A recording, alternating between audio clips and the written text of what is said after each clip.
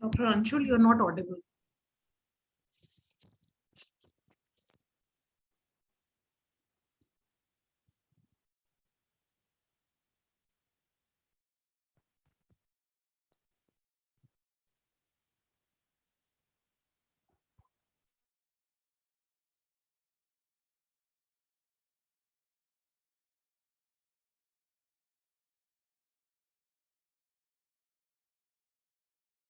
I would like you to introduce you all with the speaker of our today's session. Today's session, I feel privileged to welcome Dr. Pawan Kumar, who is an associate professor at School of Basic and Applied Sciences at K.R Mangalam University. Dr. Pawan Kumar completed his BSc Physics Honours and MSc Honours Physics from University of Delhi and PhD in Physics and Material Science and Engineering from JP Institute of Information Technology, Noida. He has worked with SITM Lucknow. In 2010, he got prestigious Senior Research Fellowship from CSIR, New Delhi. And he has worked full-time as a SRF in CSIR, National Physical Laboratory, New Delhi. After the completion of his PhD, he got a research associate position at Inter-University Accelerator Center and Autonomous Center of the University Grants Commission, New Delhi 2013, where he got an opportunity to take his postdoctoral work on swift heavy ion radiation effect on manganite thin film. In 2014, he joined K.R Mangalam University as an assistant professor of physics in School of Basic and Applied Sciences. He is currently teaching physics course to MSc Physics, BSc Physics, and BTech students. Apart from teaching, he is also involved in research work and supervising students for PhD degrees. He is also involved in many other activities of the university and also published several research papers in international journals indexed in Global Research Database, Web of Science, and Scopus. He has also presented many research papers in national and international conferences. So, sir, we welcome you all at this platform. And sir is going to speak on a very important topic today. The topic he is going to cover is plagiarism prevention. During our academic venture, I'm sure you all must have heard of the word plagiarism. We all know about it, but what matters the most is how, as academicians, we can prevent them. During the last few years, we have been hearing a lot about COVID. We know what it is, what are its symptoms, but as important as it is to know about it, its symptoms and how it's spread, equally important is to know how to prevent it so that we do not get affected by COVID at the very first place. So, sir, we really look forward to know about how we can prevent the plagiarism at the very first place. Because I myself seen, people struggling with the high percentages of plagiarism in their reports, and then suddenly they start panicking and, handling this from the very beginning is far more easier than dealing with this at the later stages. I hope, am I right, sir? Yes, sure. So, thank you so much. Am I audible? First of all, I want to confirm this. Dr. Anshul, am I audible? Yes, sir. Okay, so thank you so much, Dr. Anshul, for giving me a very nice introduction about me. And first of all, good morning, everyone, and thank you very much for being here this Sunday morning. So I know that Sunday morning is very important for all of us. It is a day to recharge ourselves. Sunday is a family day. So it's required a lot of efforts to attend any meeting or FDP, etc., like this on Sundays. So thanks once again for attending today's last day of FDP. And I hope that during this FDP of 7 days, every one of you have learned or revised or revisited many topics which you might know already. So today I am going to share about plagiarism prevention, the topic which given to me by the organizer. I am very thankful to Professor Tanya Gupta for giving me this topic. I'm also thankful to the organizer for giving me this opportunity and helping me to brush up my knowledge about plagiarism. So the topic plagiarism prevention, which again I thought most of us already know. So let us again revisit the topic plagiarism prevention. And are you ready? So first of all, I want to know that are you ready? So so please raise your hands, or maybe you can give thumbs up. Okay, right. So thank you so much. So that means we all are ready to hear about what is plagiarism prevention, to learn more about plagiarism prevention. So yes, sir, we can see the hands being raised up in the chat box. Okay, great, great. Thank you so Yes. much. So thanks for your response. As today's topic is about plagiarism, so I want to say that the content of today's PowerPoint presentation is not plagiarized, as I have prepared it by myself, and proper codes are given if the content is of someone else. But whatever I am going to share might be plagiarized because I'm sharing my knowledge from different books, articles, publication, etc. So some sentences can be repeated from those sources. So for that, at the end of the PPT, I have written the references of all the possible sources from where I am going to share with you about plagiarism prevention.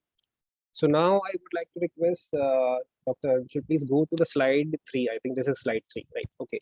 So thank you so much. So actually, the George August Murray, an Irish novelist, once wrote, I quote, taking something from one man and making it worse is plagiarism, I unquote. So when an individual lifts someone else's intellectual works, such as ideas, opinions, art, designs, or writing, as such or in a modified form and passes them off as his or her own original work with or without permission. It is called plagiarism. So this is nothing but some kind of kidnapping or stealing. So publication of research papers, books, book chapters, patents are the major accepted means to gain recognition for the author from fellow scientists and the public. Both quality and quantity of publications are important, but just to increase numbers, producing substandard works or those with plagiarized contents is unethical and improper. So many times scientists, academicians try to publish as many papers as possible by splitting major works. So by this, what they are doing, they are reproducing their own result. They are again doing the same things, showing the same thing in a different way.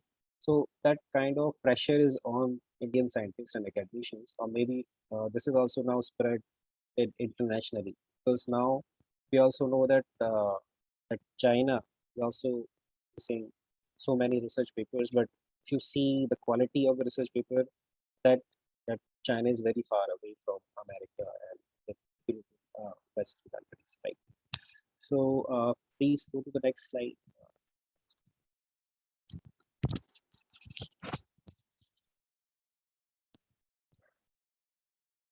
So now, if we see these phrases, so as these three phrases are very common and we have seen in several places, right? The first phrase is publish or perish. So this creates pressure on academician and scientists that if you not publish, you will perish. So the phrase publish or perish is popular among academic circles to describe the pressure among scientists and academicians to publish research papers and similar publications continually to keep up or promote one's career. Along with this phrase, another phrase, if you see publish and perish. So if we are not publishing good quality journal papers in good quality journals, substandard work we are publishing. So this is also become that publication also become a cause for perish. So publish and perish has come up to warn the scientific community of the perils uninvolved in restoring to unhealthy practices in publication. The following are grave issues in research and publication circuits.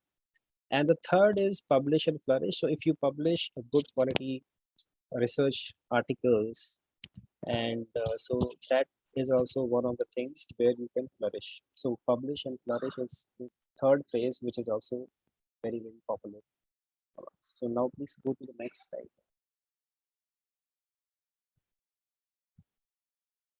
So probably we may perish if we indulge in any of these practices. So if any academician or scientist or students, they are involved in these practices, plagiarism, manipulation and fabrication of data, duplicate manuscripts, redundant publications, fraudulent authorship. So all of these create publish and perish kind of situation. So if we take enough safeguard and avoid these issues, so if we avoid these issues, so this is the thing which not we will not make this as a practice. So if we are not following these practices, so there is a possibility that we can follow the third phrase, which is publish and flourish. So there are things which we will not do in academics writings, right? So then can you go to the next slide?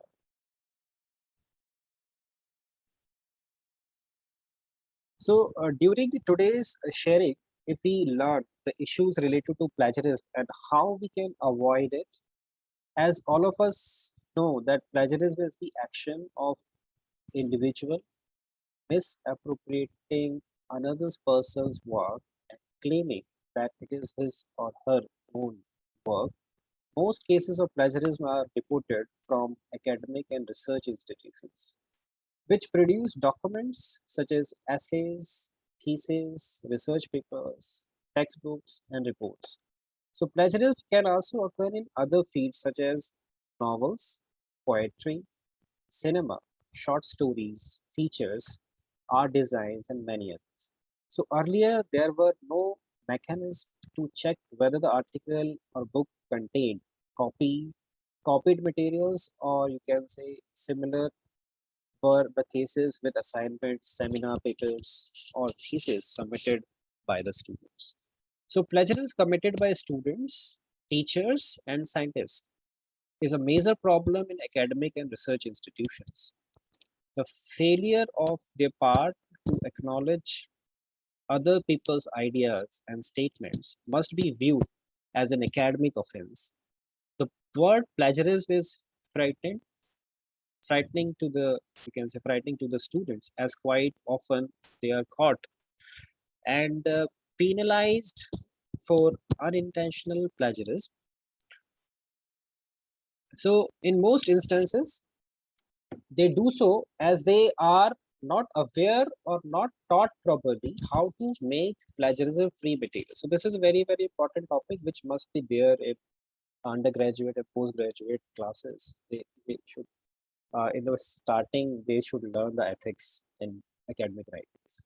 So by this they can avoid to not follow the kind of publish and perish kind of situations.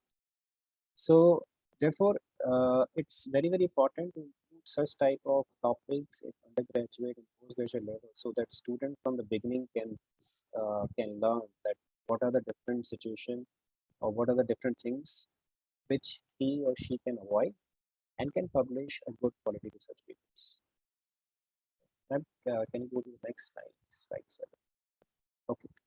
So now this is also one important thing that after computer, or you can say after the arrival of computers and internet, copying has become much professional and easier.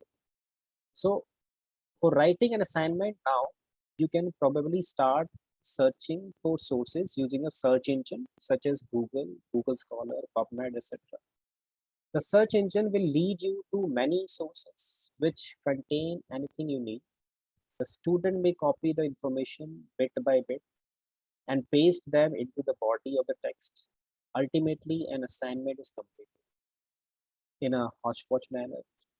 Modern copyright laws and ethics, however, brand this practice. as simply stealing. So this actually all we can see that when we give assignment to our students. So and so everyone are copying, pasting from the internet. Or maybe someone is also pasting from their friends.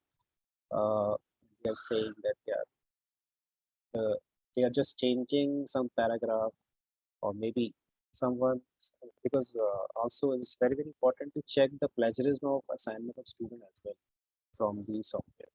And after that, from there we can also teach student that please this term is copied from this source, so please revise it.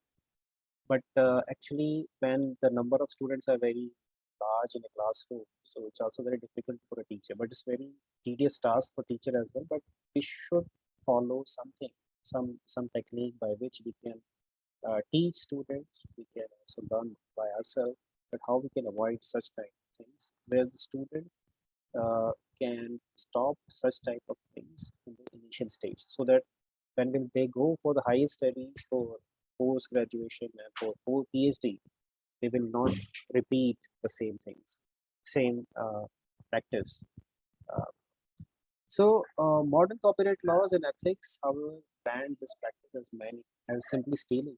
So you should understand that when you plagiarize, you are stealing from someone else and cheating the system, thus putting others at a disadvantage.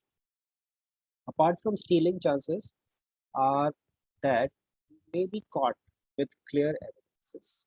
You should be aware that plagiarism checking software are now versatile, and if caught, its impact on your career would be disastrous.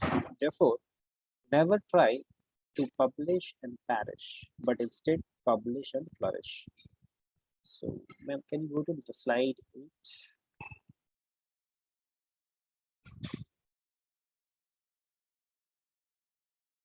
So now the next in this, if you see that what is plagiarism and piracy. So the piracy is a clear case. Uh, Plagiarism and piracy are related, but considered as two different aspects of copyright violation. Piracy is a clear case of copyright violation, but in plagiarism, copyright violation may not always. For example, if you are reproducing a copyrighted materials for large scale distribution for financial gain or other benefits, it is piracy.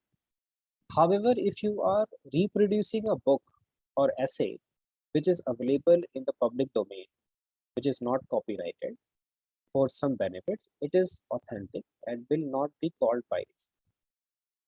At the same time, if you use copyrighted or non-copyrighted material as such or in partial changed from by putting your name on it as though it's your creation, it is plagiarism. Both piracy and plagiarism are unethical and illegal practices. And can go to slide 9. So now language, if we see that language proficiency is a prerequisite to avoid unintentional plagiarism, because sometimes what happens, there is a call, one plagiarism is called so there are different types of plagiarism. So unintentional plagiarism is one of the things. So language proficiency is actually is very very much required to avoid unintentional plagiarism. For example, if you are not confident with English, you may find it difficult to write in your own words easily, and in such instances, chances of plagiarism are high.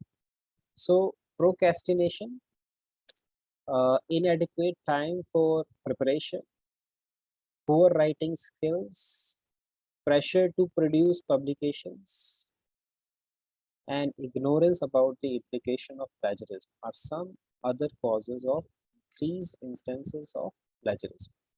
However, you cannot quote any of these reasons for committing plagiarism. Accidental plagiarism, or you can say unintentional plagiarism, is equally uh, disgraceful as that of intentional plagiarism. Right. So students should be taught the ethics involved in writing and the dangers of plagiarism during the undergraduate days itself. Teacher must ensure that assignments, project reports prepared by students are plagiarism free. So that's why recently in FlipNet also now want that the postgraduate dissertation should also be checked through the plagiarism similarity check softwares which are available in university. So now they also want that this UG or sorry, PG, postgraduate assignment should also be uploaded on the internet, like a thesis or synopsis of a PhD student, so that we can create a database of plagiarize-free content, like plagiarize-free research articles, plagiarize-free so assignments of the students. Okay, ma'am. So these are the things. Now the next is these are the examples of plagiarism.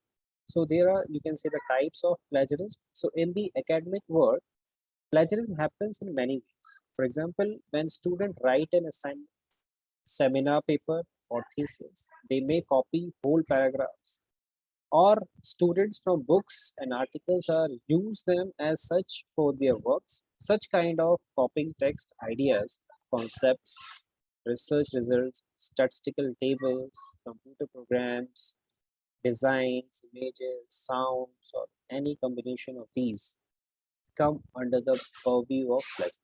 The extent of plagiarism can range from copying a single sentence or a part, or if it is so the following are the examples. If you see that copying sentences or paragraph from books and articles without quotation mark. This is one of the example of plagiarism. Copying from internet source through cut and paste. Taking credit for a work created by or done by somebody else. Making simple grammatical or word order cosmetic changes to borrowed material and representing it as one's own work. Imperfect paraphrasing of the works of another person without with minor changes, keeping the meaning, form, the progression of ideas of the original, patching up works of other into a new one, producing a written work as independent work when it has actually been produced with unacknowledged help of another person, and using any of your own previous published work, such as text, articles, and research results, and make it look like. So this is the case of self-plagiarism, right? Next slide.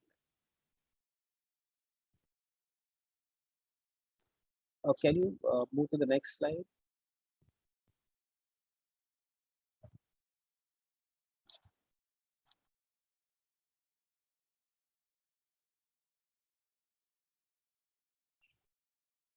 So, Shilpan, can you move to the next slide? Yes, sir, already Yeah. changed. Okay, now I can see. Right. So types of plagiarism. So the types of plagiarism can be grouped into 7 categories. So these are the basic, you can say, the standard or the reported 7 categories of different plagiarism. So uh, direct plagiarism, mosaic plagiarism, paraphrase plagiarism, insufficient acknowledgement, complete plagiarism, self-plagiarism, and accidental plagiarism.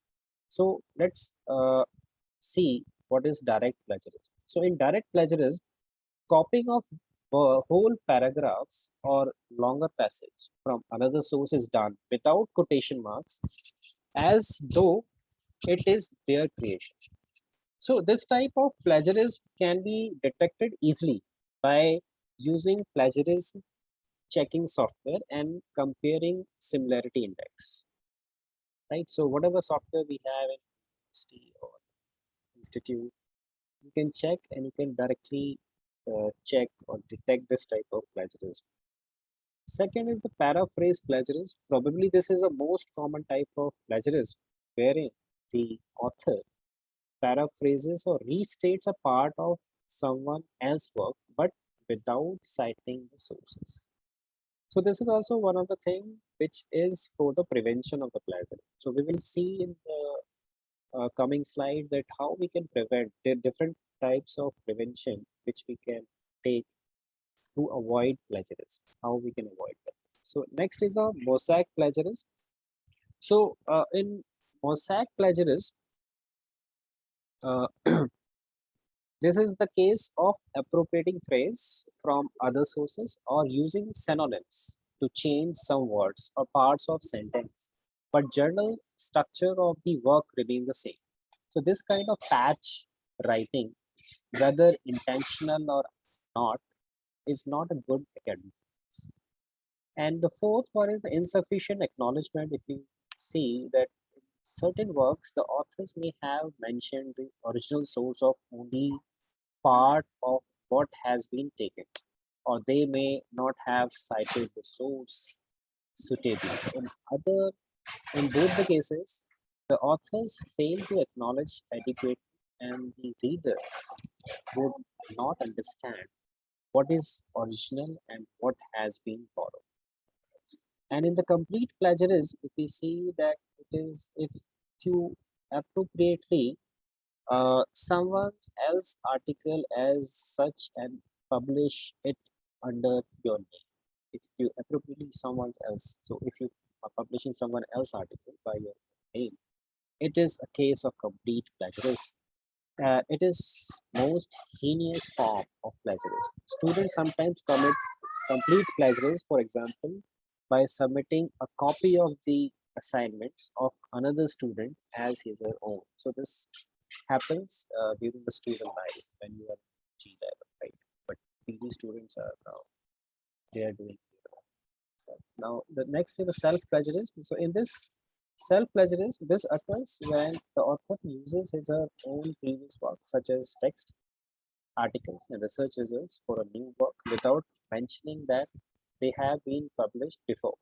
Most students publish papers based on their master's and doctoral thesis, and these are permitted and encouraged. However, if the individual is producing a paper using the data of works already published, it is a clear case of self-plagiarism. So if you are publishing again and again the same work by just changing something, some table or some values, sometimes the reading are same, but you are changing some values, and you are showing that Sir, Pawan sir, yes, yes. I'm so sorry to intervene, but could you speak a bit louder, sir? Okay. The participants are not able to hear it properly, sir. Okay. Thank you so much for informing me. Actually, my mic Yes, sir. is okay. That's nice, sir. Up, theek hai. Okay. So now mic is close to my mouth, right? Okay. So Yes, thank you sir. so much. So and the next is accidental plagiarism. So after self plagiarism, there is one more accidental plagiarism. So this is unintentional and includes a problem such as neglecting to cite the sources, misquoting the sources, or inadvertently using the source by similar words, groups of words, or sentence structure without attribution. Sometimes plagiarism happens due to ignorance. Please note that accidental plagiarism is taken as seriously as any other plagiarism, having the same range of concerns as other types of plagiarism. So you cannot escape that I have done this by accident, right? Because one of the vice chancellor of Delhi University, I think, when he caught under the this case of plagiarism, then what that statement he given is that this is actually accidental plagiarism. So somehow he escaped. So now, please, ma'am, can you go to the next slide? So now, how to avoid plagiarism. So this is the today's topic which we are starting from now, and we will try to share one by one these 6 different techniques that by which we can avoid or we can prevent ourselves from plagiarism. So how to avoid plagiarism, or we can say plagiarism prevention, which is our today's topic. So this is now starting from the slide 12, and we will see that how we can avoid plagiarism, how we can prevent plagiarism in our academic writings, right? So now, to avoid unintentional pleasures, get familiar with good academic practices, including the art of good technical writing. So use proper language and styles and learn to paraphrase properly. So this is very, very important, right? Learn to use citations in the correct format, both in text citation and listing of sources, careful preparation of notes with full details of authors and publication is essential for proper citation. You can also use a suitable plagiarism checking software to detect and correct plagiarized materials which accidentally stolen into your work. So when you attempt to write an essay, research paper, or other works such as textbooks, you may have to use some or all of these techniques. So some popular techniques are avoid to avoid plagiarism are acknowledge sources appropriately, paraphrasing, direct and indirect quotations, summarizing, evaluation of text, use of plagiarism checking software. So these are the 6 different techniques we will study. We will share. I am going to share from the different sources that how we can avoid plagiarism in our academic writing. So now, please, ma'am, go to the next slide number 13. Yeah. So first is the acknowledge sources appropriately. So you can say reproduction of published materials in a contentious issue is a contentious issue when dealing with articles and books. So there are certain rules and laws involved, especially related to copyright and related rights. Authors from India must make sure that their books or articles do not infringe upon any trademark, patent statutory rights, and proprietary rights of others, and the provision of Indian Copyright Act of 1957 as amended by Copyright Amended Act 1999. So when mentioning a previously published idea in a publication, due credit must be given to the originator unless the idea has become common knowledge. So you must indicate the name of author or organization along with the year inside the text, which is called citation, followed by full bibliographic information in the list of the and references. So whatever you are giving the information in your academic writing, so that can be a common knowledge, right? So it's very important when you are taking it from somewhere else, you should give a proper citation in the text as well in the end of the references when you're giving the that full reference or detailed reference in the reference section.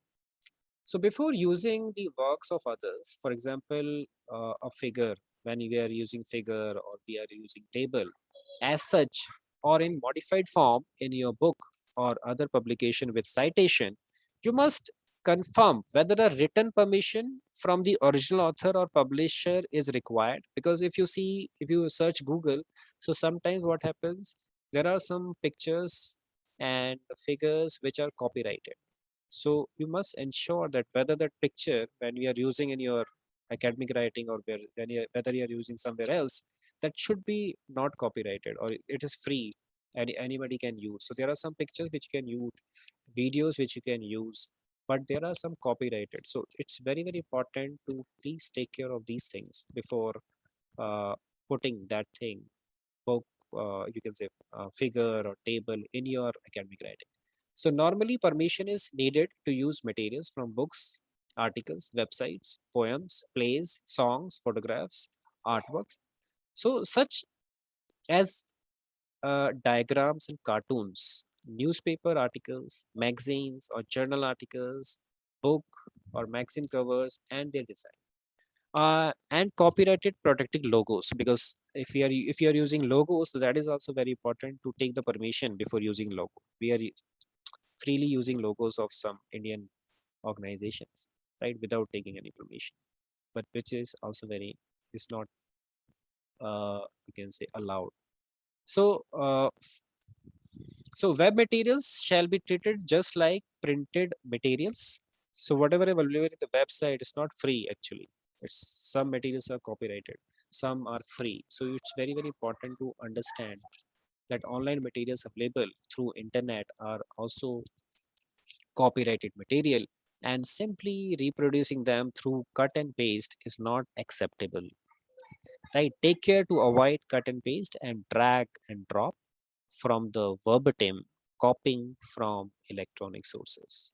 So, for using certain kinds of materials for your work, limited reproduction of published materials without permission and exception from citations are permitted.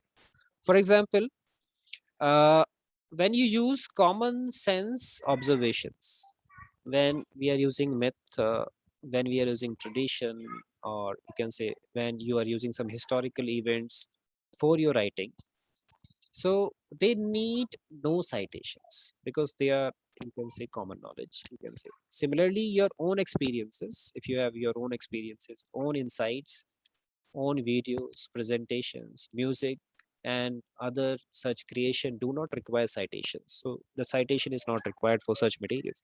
So these are usually grouped as common knowledge. All these are under the category of common knowledge and material in the public domain and dealt differently. So the scientific evidence you gather after performing your own research experiments or surveys also need no citation because you are the owner of such information. So if you are owner of such information or any information you are the owner. So you can use that without citation. So in general, facts and information is common use, which can be verified from several places and are likely to be known by many people are regarded as common knowledge, right?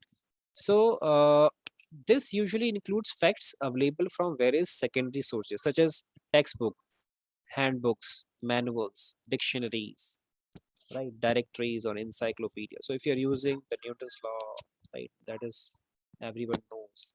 When you are using the sun rises in the east, right, everyone knows. So when a common knowledge is paraphrased for use as a document, a source need not be cited. After, although you can say, although common knowledge or facts are not subject to copyright, the words used to express them may come under copyright restrictions, especially if the wording is original or unique.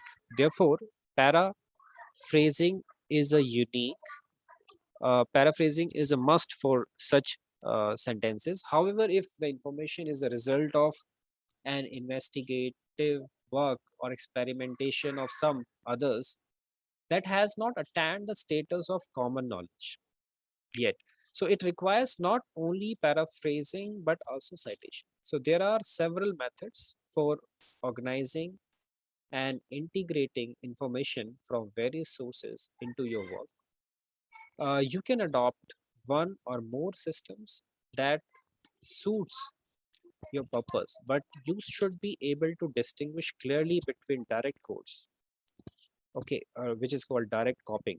Direct codes are direct copying, and ear or your own structure and appropriate words. So you can write an essay, review, or discussion as paraphrase, quotation, summary, or just comments after evaluating the source. Normally, for producing a plagiarism-free write-up, an ingenious mix of all these are employed. Right. So, ma'am, can you go to the next slide? Slide number 15.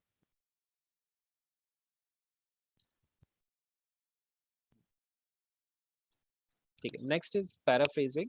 So this is a second thing which we will discuss now, the paraphrasing. So this is very, very important also. So if you copy paragraphs or sentences of another uh, author without any change for your works, you are expected to mark them as quotations, meaning that they are not your own but borrowed.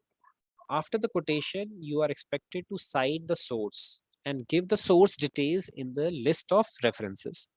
Quotes are, however, rarely used in science literature, and two, many quotations from other sources are not feasible in a textbook or research paper.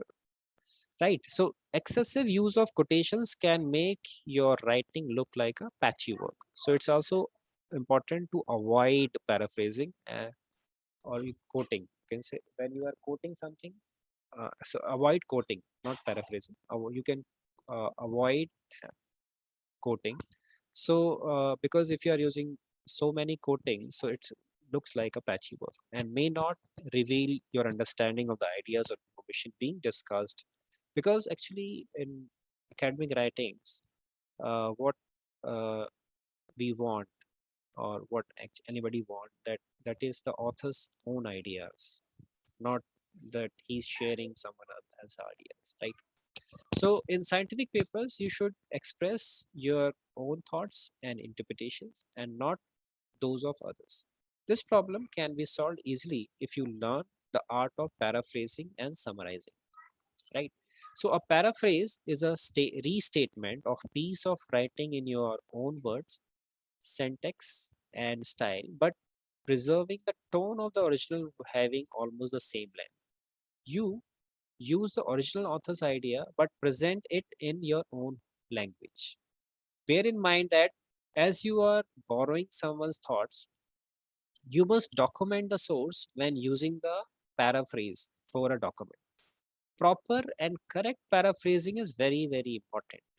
Otherwise, you would be blamed for committing plagiarism. Sometimes you also try to paraphrase sentences of others to make it more comprehensive, right? A well written paraphrase is appreciable different from the original source in both wording and structure of sentences without substantially altering the intended meaning. So, as discussed already, using common knowledge or facts for one's work is is handled, you can say, differently, because common knowledge is common and known to many. It is not subject to copyright. However, if the wording is original or unique, you cannot use them with the original wording. So for using it, you should paraphrase the information and write in your own words for a native English speaker. So this is easy, but for a non-native English speaker, he or she has to take extra care, extra effort to for paraphrasing. Although paraphrasing is a part of English language teaching, so it is not given the importance it deserves. So that's why it's very, very important to teach students in undergraduates, because there are some courses in communication skill. So this is also one of the topic which might be there, that the how to paraphrase. So it's very, very important topic which is very important for the academic writings or any writings, right? How to paraphrase. Right. So although paraphrase is a part of English language, so uh, So, sir, yeah. at this point, I would like to ask one question. Yes, ma'am. Sometimes we see that in introduction, in review of literature, paraphrasing is acceptable and we promote that too. And how do you think in conclusion part or maybe the findings part, we'll be dealing with paraphrasing? I mean, referencing there in these sections, how important is that actually? In conclusion part or in finding part. In findings, yes, sir. Mm. So in finding part, actually the finding is the author's own finding. So it's very important that at during the finding section where the author is Mm. discussing the finding, so that should be the original, it should not be paraphrase, right? So paraphrase you can use in introduction part, you can use in literature survey part, but when in your thesis or in your paper you are discussing findings, so that should be the original finding of the author. So there it's very important that it's better that if you avoid paraphrasing and you can bring something from your own insights. Along with the references, it will not work. I guess. In case if Along, we cite, in uh, case if we cite in, some author which with whom our findings resonates with. I know that comes in the conclusion part, yeah, but somehow we deal mhm. with it कि findings में हम लोग referencing कर सकते हैं, cite कर Yeah, सकते हैं किसी author को. in findings you can, if your result are comparable result, that if you want to give some comparison that already it is done by some other, so you can give the reference, or you can cite that particular author is also have done this thing, and the result of that person is this, and my finding is this. So you can give the comparatives reference, or you can say Account. yeah. And there is one question, if you allow me to take it simultaneously. Yes, ma'am. There is one more question, sir, in the question box. If you allow me to ask that question.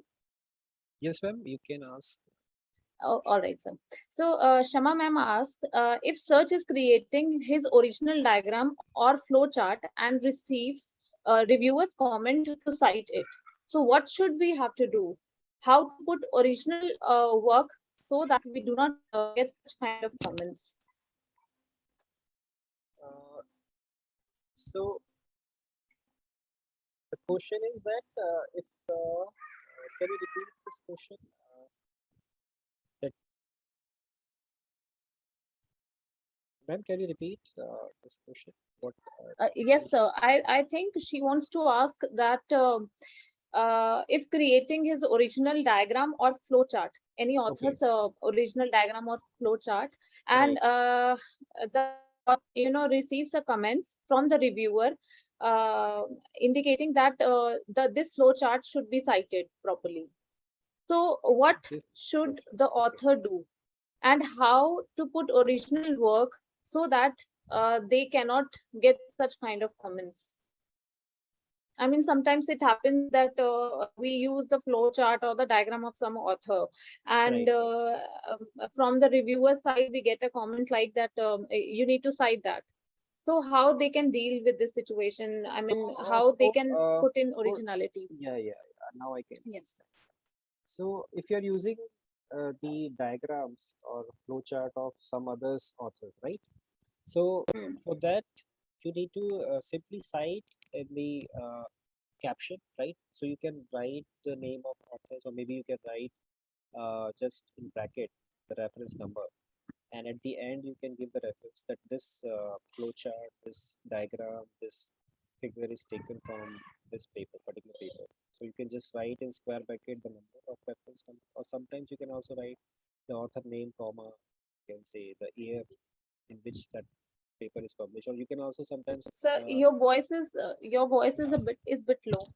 oh, Yes. okay, now am I audible? Yes. Okay, Yes, sir. so what you can do that you can just simply write the citation in the caption. Just give, you can only give the number, or you can also sometimes you can, because there are different citation styles, so you can also give the name of the author, comma, you can write the year also, you can also write the page number from where you have taken that picture. So this is the way that if you are taking some others flowchart or figure or tables in some other so you just simply in the caption you can cite, right? Or maybe in this text, when you are writing the text, you can just write that reference number, that in which reference number is that paper you can find where you have taken this picture, right? Yes, sir.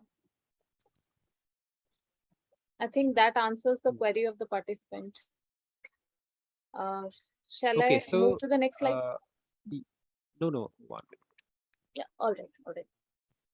So a common doubt expressed by many is the quantum of paraphrasing one needs to do to make sure that she or he is not blamed or plagiarizing.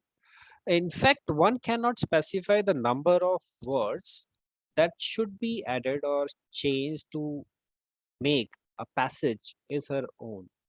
That is what is important is to understand the passage and rewrite completely in one's own words. Often, Occurrence of maximum of 5 consecutive words identical to someone else writing would not be regarded as plagiarism. For example, you cannot make someone's guilty of plagiarism simply because the paper has some 5 consecutive words, right? Identical to someone else writing. For example, so it is not fair to consider the plagiarism if you reproduce or you are writing that all students, teachers, and parents, because these are the common words which may repeat by which can many authors can repeat in different places. So there are some things, or you can say UGC also allow that up to some limit you can write the so that will not be counted as plagiarism. For example, in India, common knowledge, or you can say coincidental terms consisting of less than 14 consecutive words are excluded from plagiarism check. So this is the guidelines of UGC that up to 14 words you can repeat, right, the sentence. After that, it should be changed.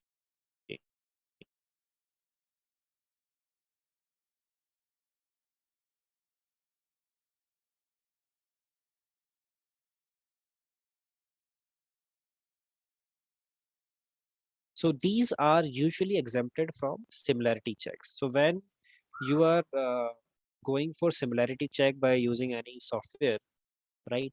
I Authenticate or Turnitin or Orkund, right? Or Drillbit. So in that particular situation, you can exclude references, you can exclude bibliography, you can exclude table of content, preface, acknowledgement, right? So these are exclusive because you cannot paraphrase these things, right? Now, can you move to the next slide, ma'am?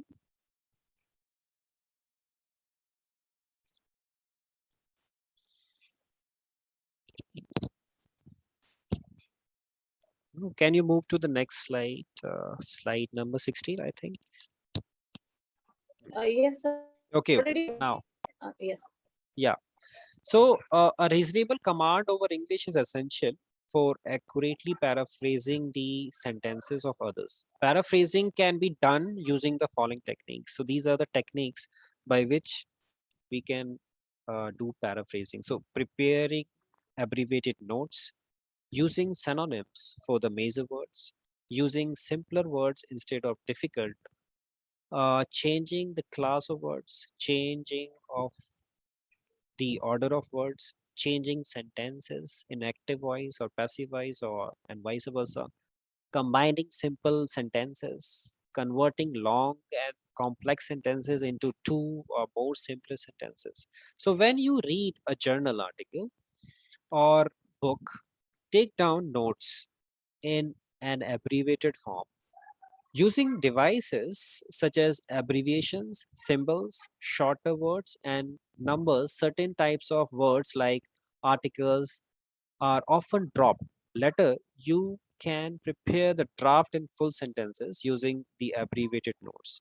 So this would be substantially different from the original source. So this must be, you can say, we should teach these things to the undergraduate students so that they can learn how to do paraphrasing. So this must be a, you can say, topic of communication skill, English, which they are studying in the first semester. So another technique is to use a mix of other paraphrasing techniques. For example, using synonyms and simpler words, changing the class or order of words, and changing the structure of sentences. For most words of expression, you can rely on synonyms with similar meanings. Presently, many online sources are also available to check out the most appropriate synonyms. However, keep watch when using words that you are not familiar with, as words can often have multiple meanings depending on the context in which they are used. So it's very, very important to check when you are using the synonyms, whether the, you can say, meaning of the sentence will not change by changing the synonyms. So you can also change the form of words. For example, from an adjective to a noun, or from a noun to a verb. Changing the word from often necessitates changes in sentences, structure, and organization. So you can also change sentences in active voice or to passive voice or vice versa, depending on situation. Okay. Splitting long sentences into simple sentences or combining small sentences into complex sentences are also common. However, remember that technical writing demands simple, clear, and straightforward writing. Whatever be the method, strive to be original when you write in write an essay or review of literature, or you can say research article, or you can say popular article or a book based on the information gathered from several sources. So now, uh, ma'am, can you go to the next slide? So we will see that some examples that how we can paraphrase. So now, there are some examples if we see that how we can paraphrase, right? So the first example is this, that the original paragraph is this, that dogs can provide great assistance to both children and elderly people in their daily activities. Since dogs are active pets, they can also prove to be perfect buddies during exercise. There are different types of dogs that you can choose from to make as pets. So now if you paraphrase this, so it can be paraphrased like this, or there may be multiple ways to paraphrase this original uh, paragraph. So dogs offer helps to the elderly and children in their daily life. Dogs are active pets, providing to great exercise buddies.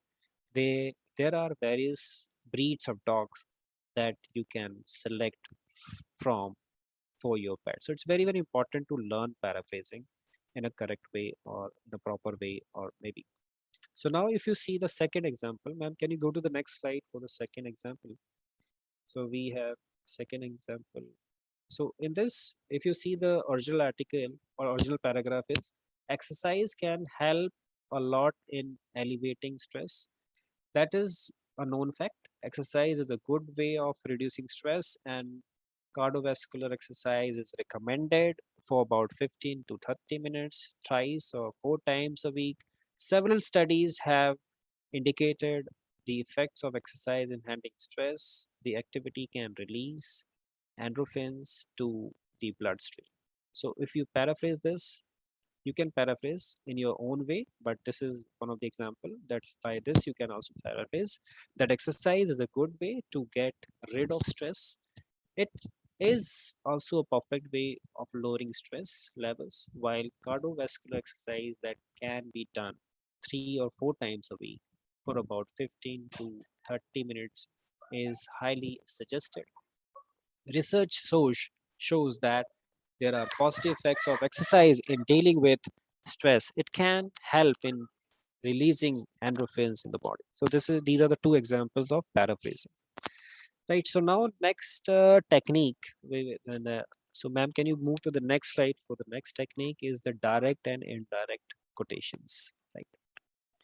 So this is the third technique which we are now sharing, which I'm sharing right now with you. The direct and indirect quotations. So the reproduction of exact sentences or words of an author from documents such as thesis, research paper, book, or essay is in your works is called quotation, right? So it's very, very important to learn this technique also as well for avoid plagiarism or to prevent plagiarism. So sometimes instead of going for paraphrasing or evaluating the text and making comments, you may prefer to copy material as such from sources as direct quotation.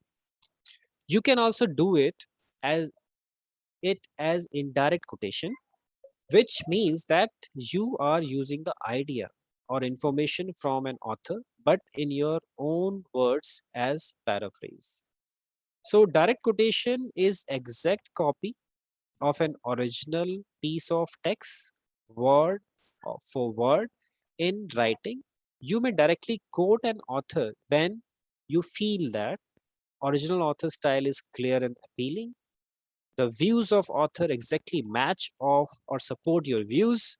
You want your reader to know exactly what an author has said about a topic.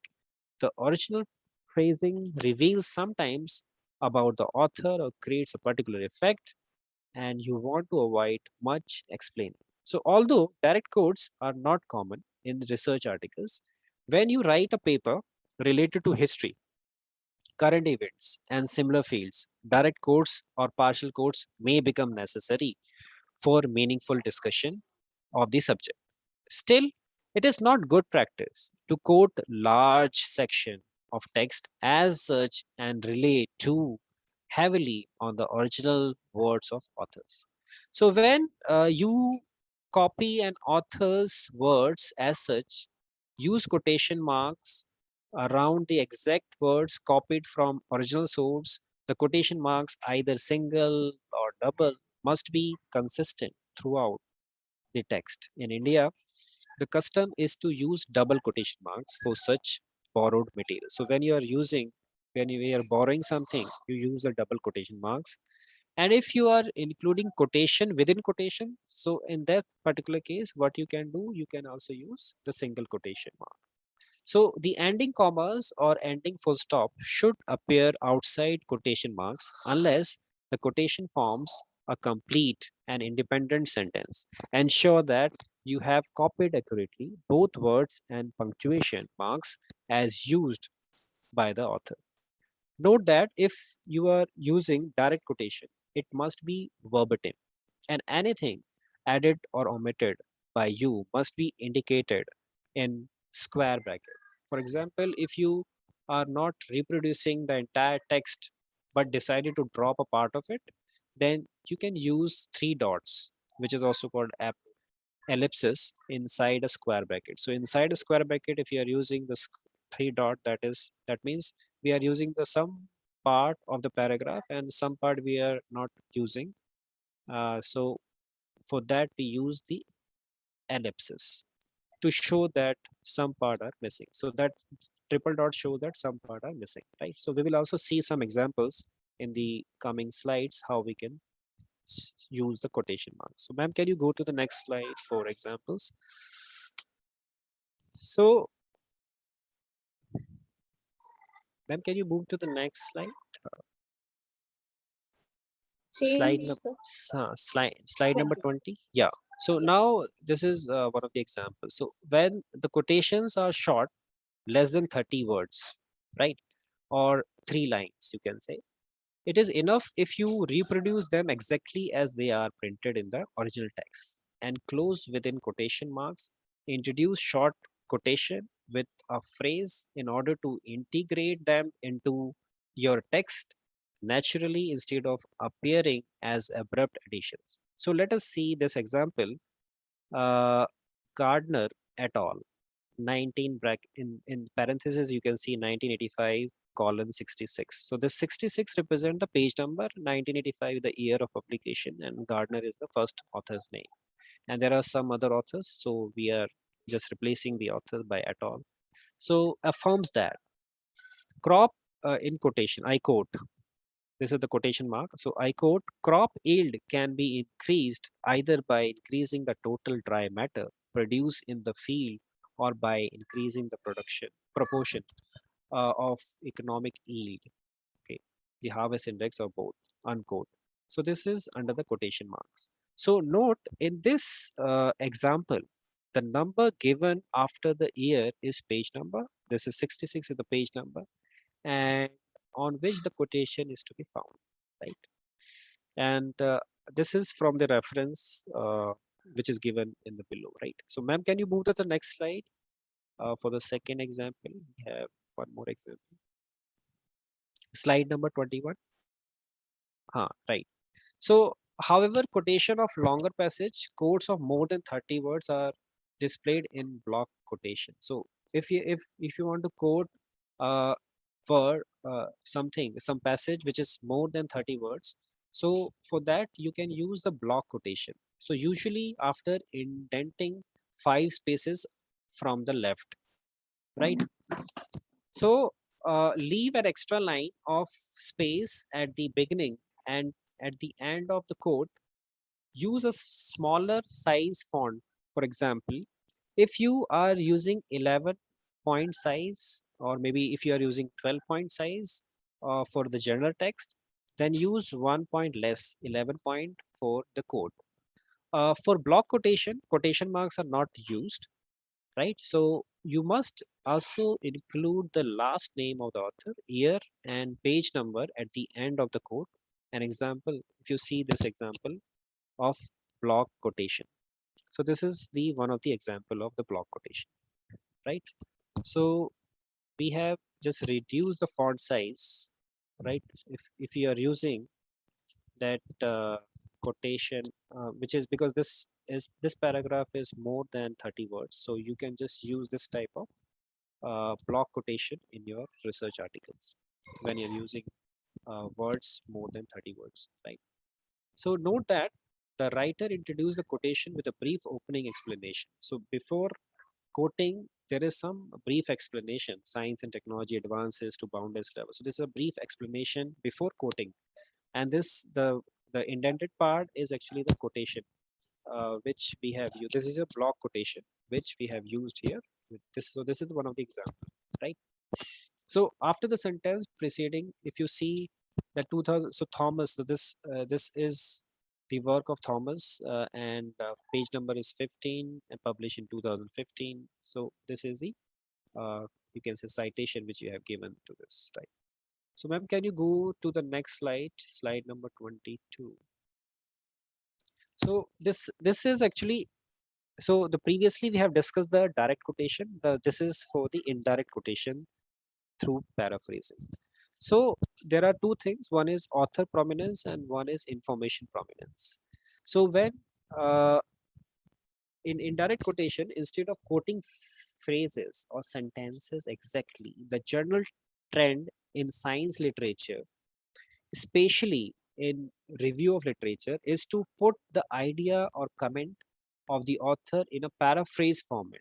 We generally follow two styles of to incorporate a paraphrase in our review: author prominent or information prominent. So there are two things: one is author prominence, one is information prominence. So when we see the example of author prominence, so you can write by giving prominence to authors. So if they are well recognized figures in their fields or their works are important, right? It is usually done by stating the sentence with the name of authors, immediately putting the year in parentheses. So if you see the example, these are the two examples of author prominence, that Thomas 2018. So this paper was published in 2018, and by Thomas, stated that, right? So stated that shade tolerant fodder grasses could come up very well in coconut gardens. And the second example is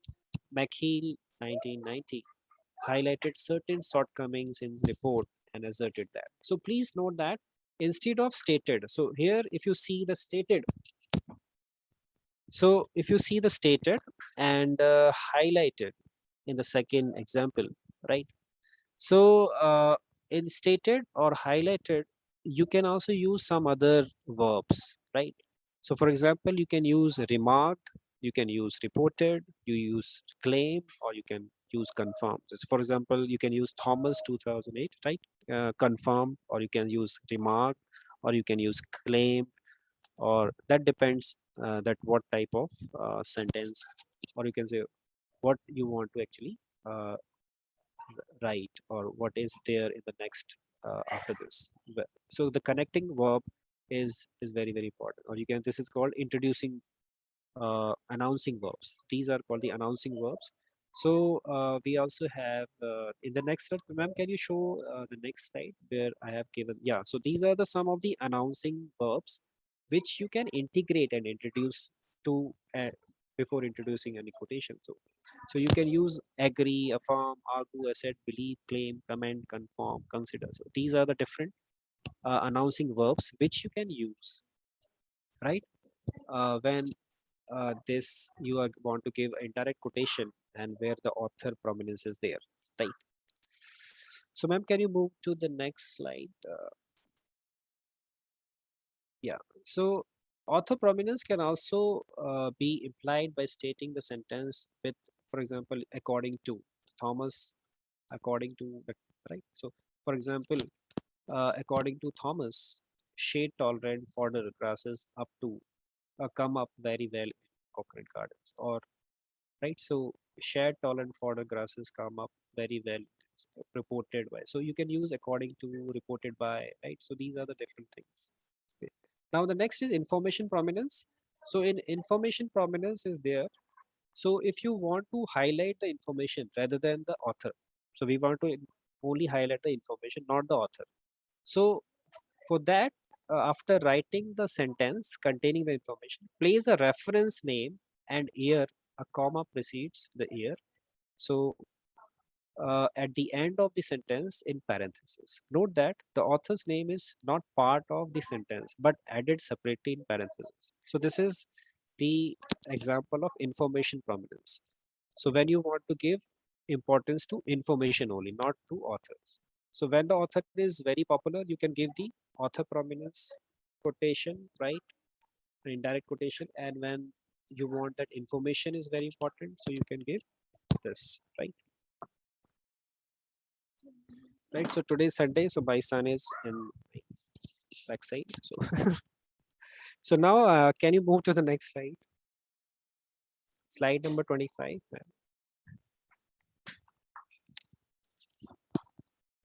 Hmm.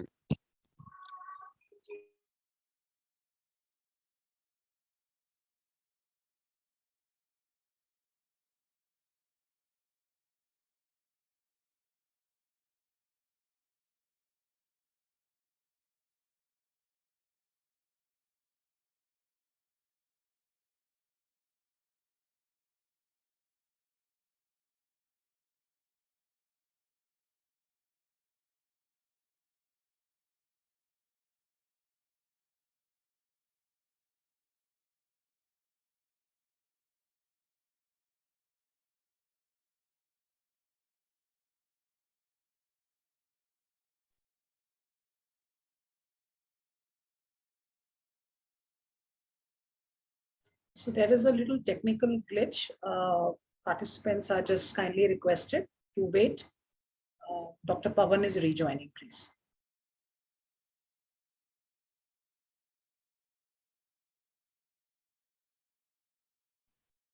Hello, ma'am, am I audible? Yes, sir. Now you're audible, Okay, sir. okay.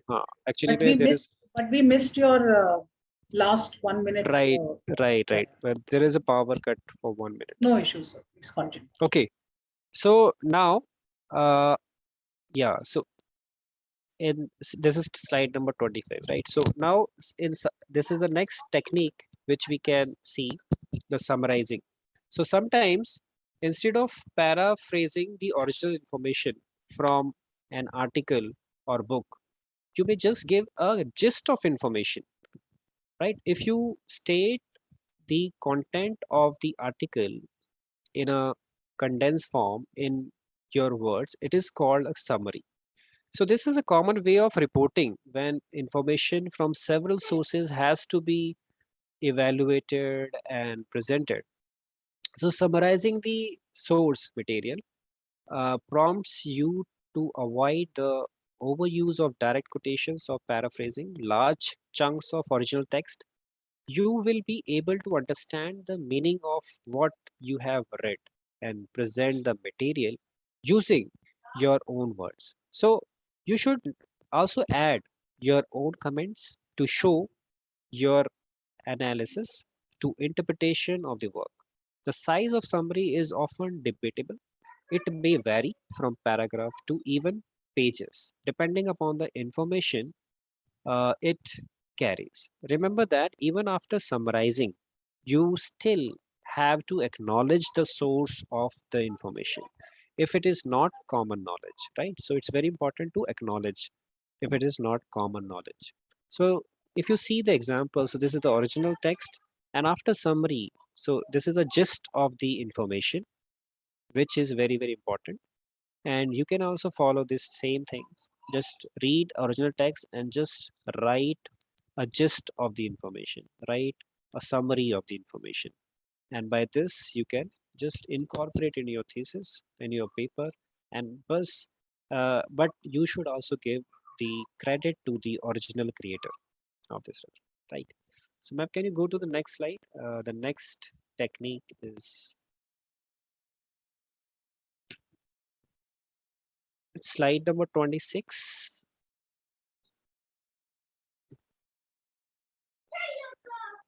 Yeah, so this is the next technique, you can say evaluation of text, right? So before using a piece of information for a review in a thesis or research article, analysis and evaluation of what you read should be done, what you read should be done. So do not be under the impression that all print and web sources are worth citing. Many of them would be biased, misleading, or simply wrong. You should shape your own ideas and opinions about different issues after reading a piece of information, and you are expected to support your arguments with literature in your field.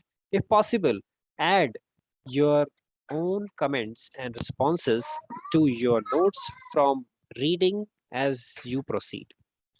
This will help you to recognize the differences between your own ideas and ideas of other researchers. If it is essential that the information presented in support of an argument in a thesis or article is reliable and unbiased. If it is erroneous or biased, readers easily recognize faults in your presentation. So you must develop the habit of interpreting the views of a writer and noting down your own idea, indicating agreement or disagreement. So when you evaluate a piece of work, you need to consider whether the source is dealing with facts alone, like the results section of the thesis, or simply interpretation like a critical essay or popular article on a finding, or a combination of both as in research paper. So it is important to assess the credibility of each source as well. Although both primary and secondary sources provide information, remember that primary sources are more reliable and convincing. Accordingly, if you evaluate the source and draw details from both types of your work. So now, plagiarism, uh, detecting plagiarism within a document has become a great headache, right, for academics as well as publishers.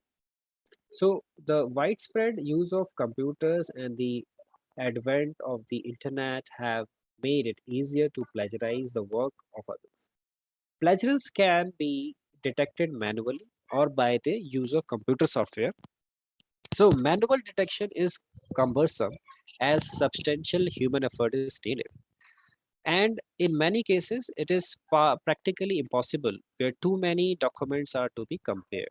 So computer assisted detection permits checking for similarity, comparing huge document collection within minimal time. So after the adoption of widespread plagiarism checking tools, some corrupt elements found out some forged ways to cheat the software. So there are some people, those again, they are able to cheat the software as well. So remember that simply altering our published materials by replacing synonyms for sufficient words to deceive plagiarism, detect software in an unethical act, and it will not forge you from the blame of plagiarism. So some people can use quotation mark to avoid, you can say, to escape from the software also. So there are some people, those who are also cheating the software, right? So can you move to the next slide, ma'am? Slide number 27. So I will take, I think, around 5 minutes more to 5 to 10 minutes more. So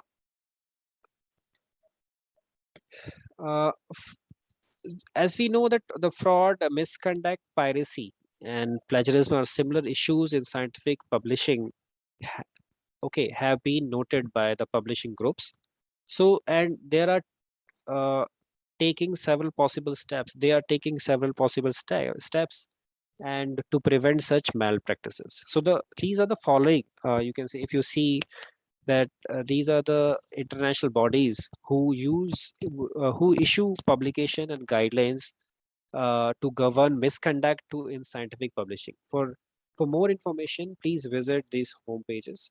So the Committee of Publication Ethics, the European Association of Science Editors, the World Association of Medical Editors, the Council of Science Editors. The Council of Science Editors has taken several steps to uphold ethics in research and research publishing. It is editorial policy committee came out with a white paper for promoting integrity in journal publishing in 2018. So all who are involved in the scholarly publishing process must take responsibility for upholding integrity in scientific publishing.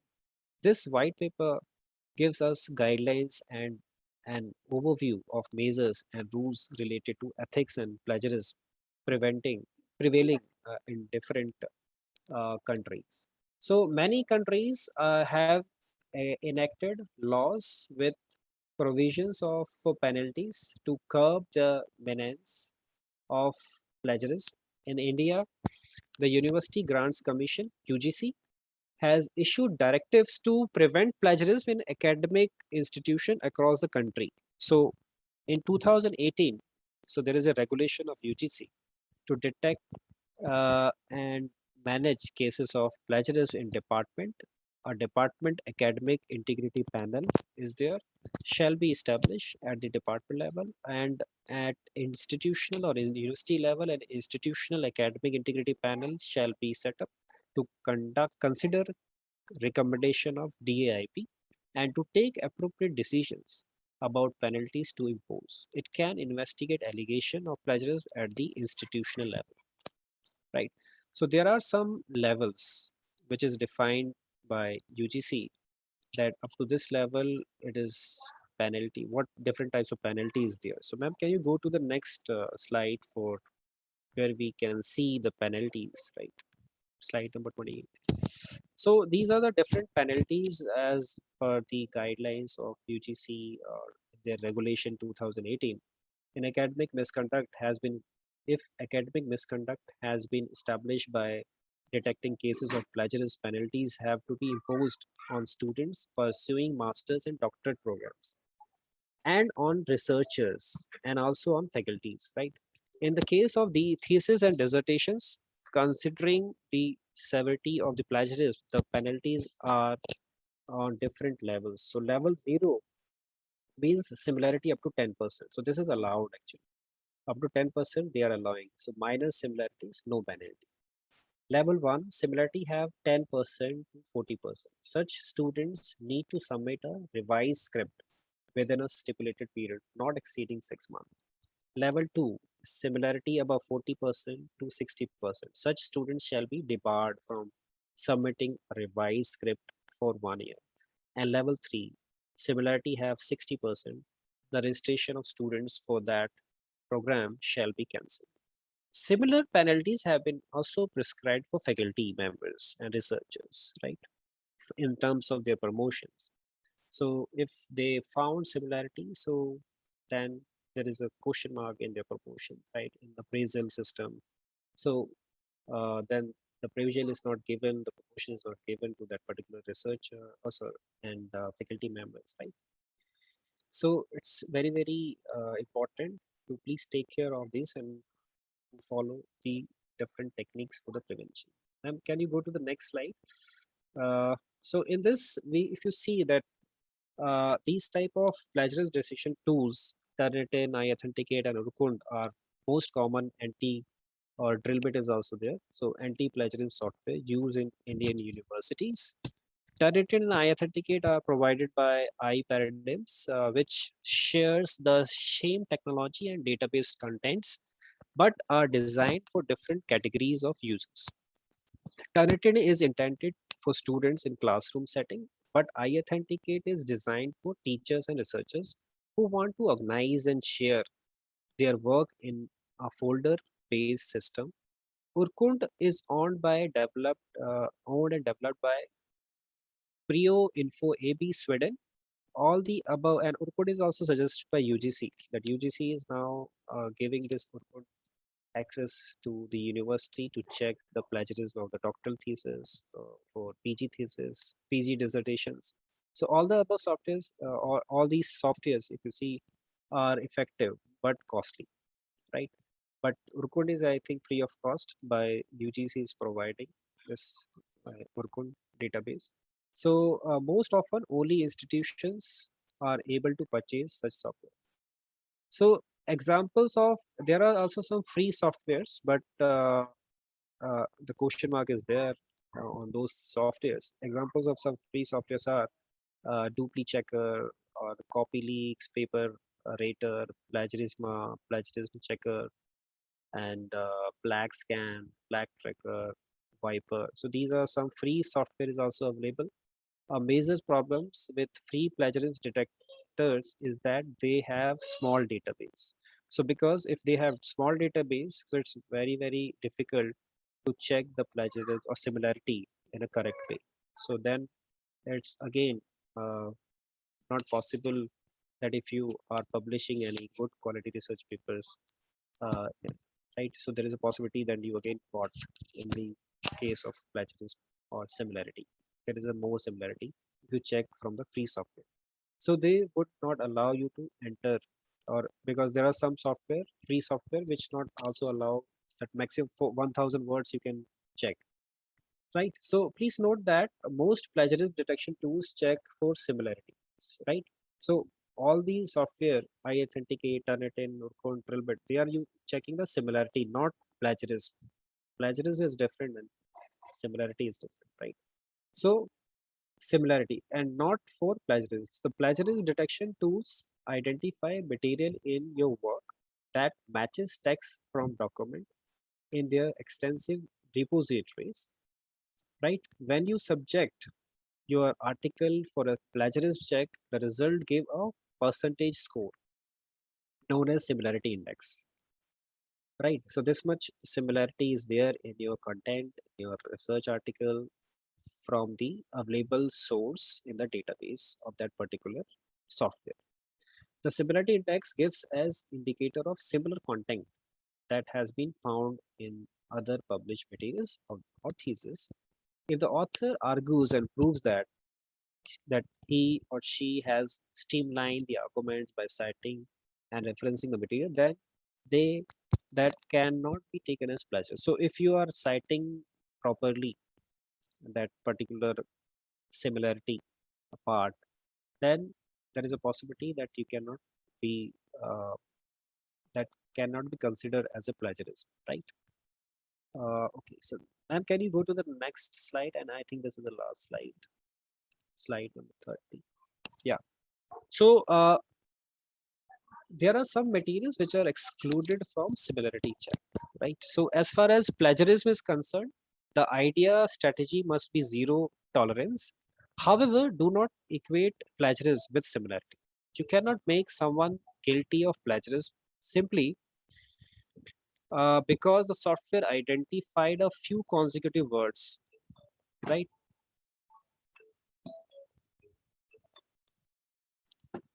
Few consecutive words to someone else writing, right? So to safeguard such cases of inadvertent similarities, some limits are prescribed for exclusion. And as I have also discussed earlier in the previous slides, that in India, the UGC prescribes exclusion of following type forms of checks, similarity checks, right? So these are the information put in quotations with necessary permission or attribution. Second is references or bibliography, table of contents, preface and acknowledgements. Third is generic terms, laws, standard symbols, right, and standard equations. And fourth is common knowledge or coincidental terms consisting of less than 14 consecutive words, right? So these are the things which are excluded from the similarity check by as per the guidelines of UGC. So exclusion of small matches. So uh, when writing an essay or any similar work, one can set the software to ignore small matches coming under common knowledge. If you do not enable this setting, you may observe many small text matches of very general information. Small matches commonly occur when you use specific terms and long names. For example, person with physical abilities, or students, teacher and parents, departmental academic integrity panel, college of horticulture. So these are the common words which you might use somewhere. So these are the common words which is also excluded from the similarity checks. If you set the software, so there is also a setting in a software that you can set the software, right?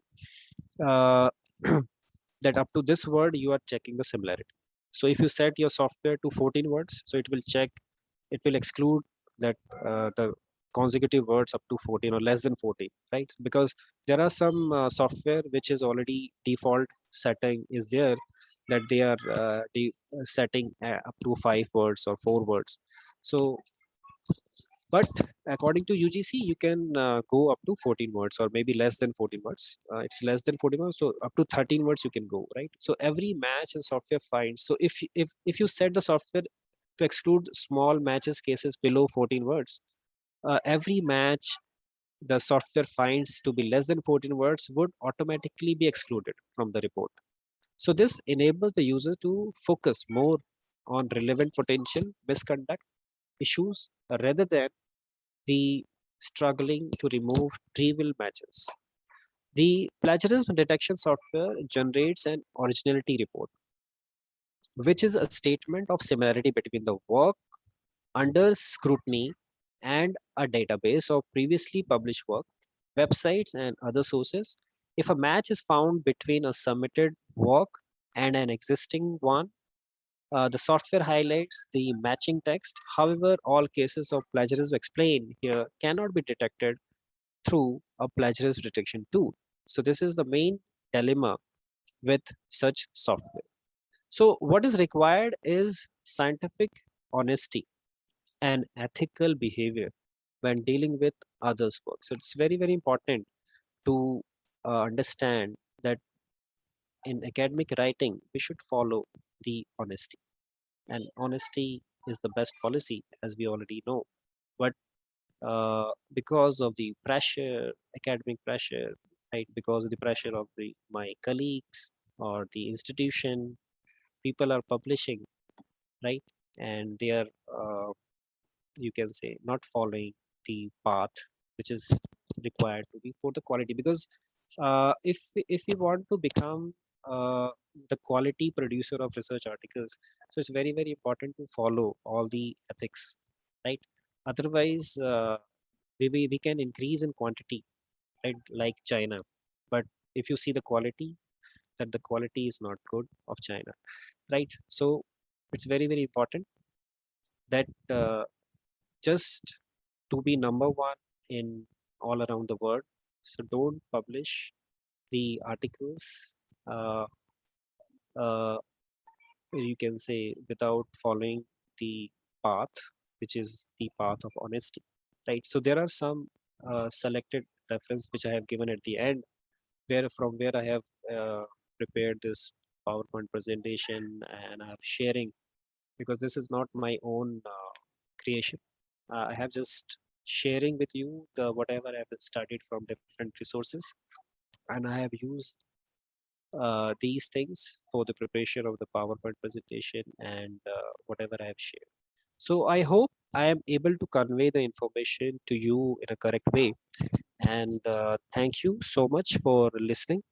And today is Sunday, so sorry for the background sound which you have, I think, heard in between my lecture of my son, my wife, my mother is also there. So, and my son also, you can see in my background sometimes. Thank you. Thank you so much. Now I'm open to the question. Over to Anshul ma'am. Thank you so much, sir. That was quite a knowledgeable session, informative one, sir. Thank I open the floor for any questions from the audience. The floor is open for the questions. So there is one question. Are these plagiarism tools available free of cost? If there is any app they could use to check the plagiarism? So as I have already in my slide number 29, I have informed you that there are some free software also available, but the authenticity of those software is not good because the database is very less, right? So it's better to use the software which is paid software, or maybe it is available in your university or institution, like UGC has, I think, given the access of Urkun to all the universities, and that is, I think, free of cost. And but if you want to use very good software like Turnitin and Authentic, so for that you need to pay, or you need to just collaborate with someone, that some of your friends, because there are some software like free software like Dupli Checker, Copy Leaks, Paper Rater, or Checker. So these are sufficient for UG student where the number of words are less.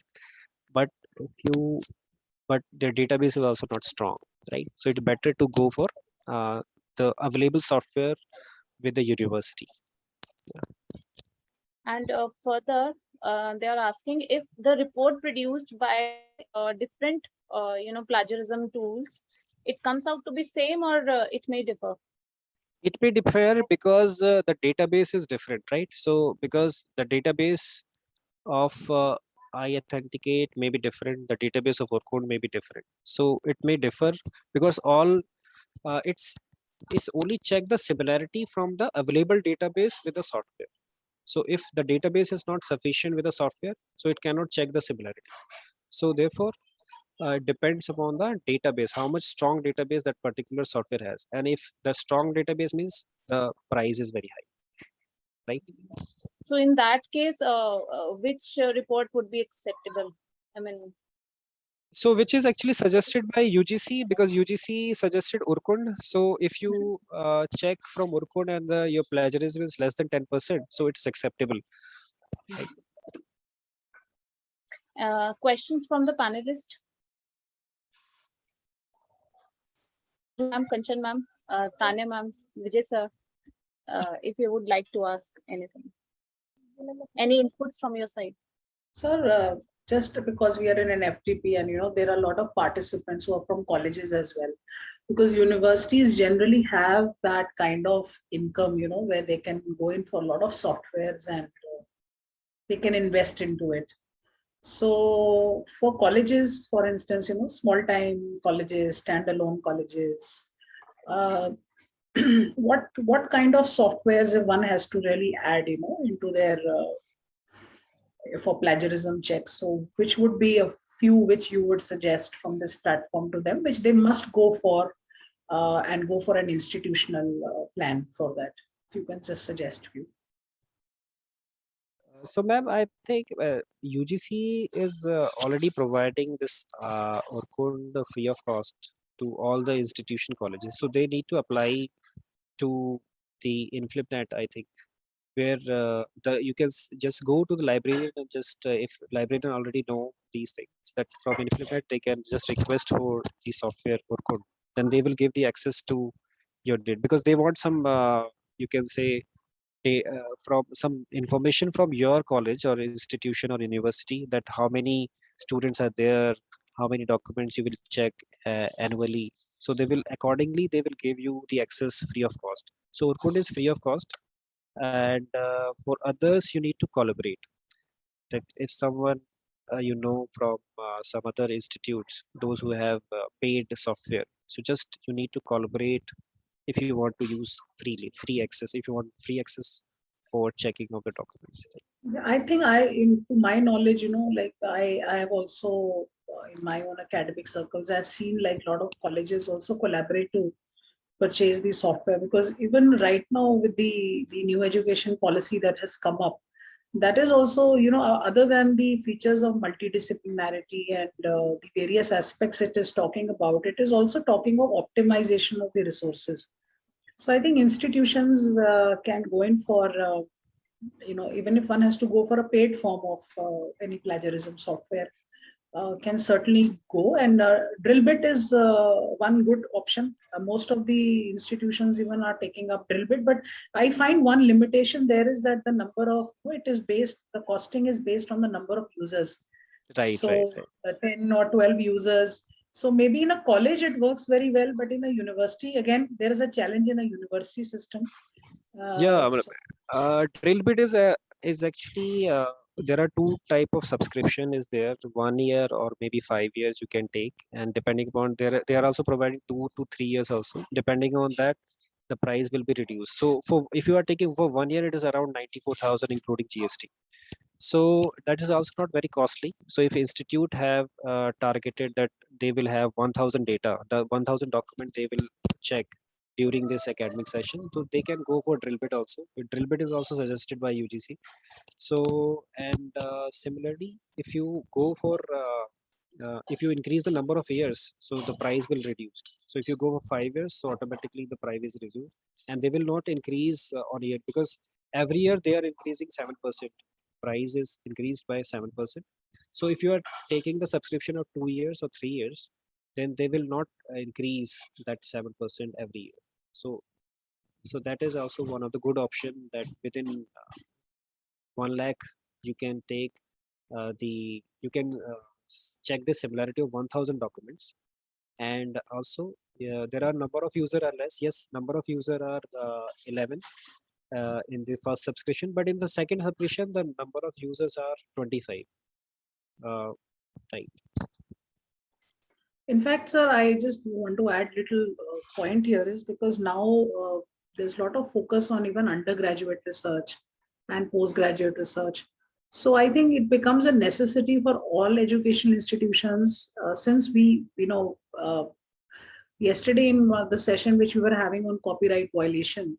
So this emerged that most of us, we value physical tangible property. If there's a house in your name, first thing you'll do is you'll go and register the house. You would not want someone to anyone just can't come and confiscate your house. We do it for tangible assets, but somehow the mind or the power of the mind is a very undermined aspect, that it's so simple. I mean, if one has to go in for plagiarism, it can be just stealing of an idea which two people are informally talking, and it is put up by a third person. So I rightly agree with what you say, that whatever softwares and XYZ things you may have, the fundamental things is the scientific honesty and the ethics, which you are saying, or very rightly stated, honesty is the best policy, as you say. But yes, I think one point which I want to make here is that this has to start from the undergraduate level. In fact, it should start from the school level. Right. It's not required to be started at an undergraduate level. The honesty, doesn't come in one day. Right. Such kind of values do not just suddenly emerge. In fact, you said that there are challenges, there are institutional challenges. As you started, publish or perish. But then you need to flourish, because if you don't flourish, you will again perish. Right. So I hope you're understanding what I'm trying to say. So there are challenges, but then that's how one has to continue with the honesty. The tools are available, but I think this has to be through this FDP and through especially your session in particular. I feel that I strongly recommend from this platform that we should have this some basics of scientific honesty. And even when children are making assignments at schools, we are just outrightly copying. The whole purpose is there's copying from books, there is copying from peers, there is copying from a past record. So, and this is so well ingrained through the school years. We are also accepting as teacher plagiarized work. So it automatically, becomes a part of your living. it closes the doors of rephrasing, paraphrasing. So I feel it should start very early, sir. Not just as something when one becomes a researcher. It's equally important when I'm at school. So I'm sure you would agree to that, sir. Yes, totally agree. Yes, sir. So thank you. Thank you I so have much. no more questions. Yeah, Dr. Anshul. Jaiswal, sir, you wanted to ask, say something, sir, and any question? Otherwise, of course, we'll be inviting you. But आपकी कोई observation, sir, तो जरूर बोलिए. Madam, after Dr. Pawan Kumar comprehensive lecture, I think everybody doubt is very clear about plagiarism. He has very comprehensively covered the topic, and I heard today his whole lecture, and everything he covered in his lecture: types of plagiarism, paraphrasing, direct and indirect quotation, and everything. And one thing more, I today know that only 14 consecutive words are allowed. Only I today know in this lecture. So thank you very much, Dr. Pawan Kumar ji. Very Thank you so much, sir. comprehensively आपने cover किया. अब बड़ी minutely आपने चीजों को बताया plagiarism के बारे में कि बहुत सारे लोग जानते नहीं है और इनएडवांटेजली लोग कमिट करते हैं प्लेगरिज्म क्योंकि पता ही नहीं है उनको, वो जानते नहीं है. हमारे एक पेपर में एक फोन आ गया एक मैडम का वहां से वेस्ट बंगाल से, तो मैंने कहा ठीक है मैडम, अब तो गलती हो गई मुझसे, अब मैं तो कुछ कर नहीं सकता, आगे से ही ध्यान रख सकता हूँ. तो only 14 consecutive words are allowed किसी भी पैराग्राफ के टेक्स्ट के. तो ये बड़ी इंपॉर्टेंट थिंग आपने बताई. Thank you very much. Thank you, sir. Thank you so much. I think we can, Dr. Anshul, we are now moving towards the last bit of our session, that is valedictory. So I'll request everyone to stay connected. Over to you, Anshul ji. Let's continue with the valedictory now. Thank you so much, ma'am. And these 7 days, I think ekdam se chale gaye. They just vanished. It was nice connecting with you all. And hereby, I now take this opportunity all these we have spent together.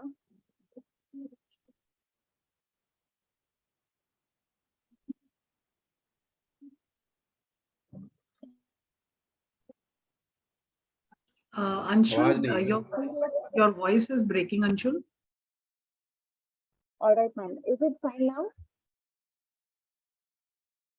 Yeah, little better, little better. I think Anupam ma'am, if I could, if we should swap the cameras.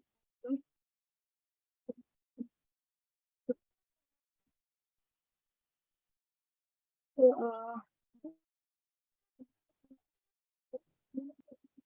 University. In 25 your voice. Dr. Anshul, I think there is a technical glitch from your end. Not really audible. Anupam ji has to speak. Yes, ma'am. Yeah. Okay, so till Dr. Anshul has a little balanced connectivity, maybe please request Dr. Anupam ji to speak as a participant, please. Yes, ma'am. Good afternoon, everyone. I, Anupam Bansal, Assistant Professor, KIT College of Education, Gurugram, give my most sincere thanks to K.R Mangalam University, Gurugram, and CCS University, Meerut for this 1-week interdisciplinary faculty development program on meaningful research and intellectual property rights.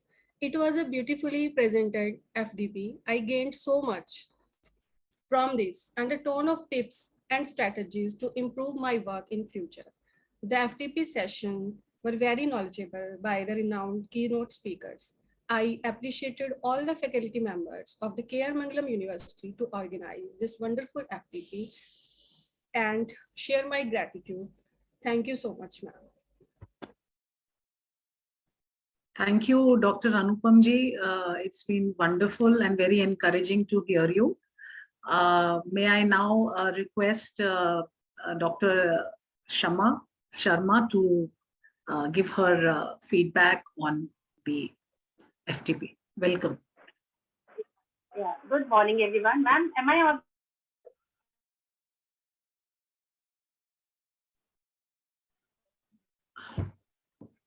So much. First of all, Tanya, ma'am, School of Education and the Chaudhary Charan Singh University to organize such a wonderful FDP on the topic of plagiarism and this is iPad intellectual property rights, because these are those topics where everyone's top off. If whatever we are doing, we are wonderful in research, but somewhere, somehow, every time we, find that yes, we caught in this particular problem now, how we are going to find out the solution. So these sessions which we have attended are very, very insightful sessions based on the research, IPR, and plagiarism.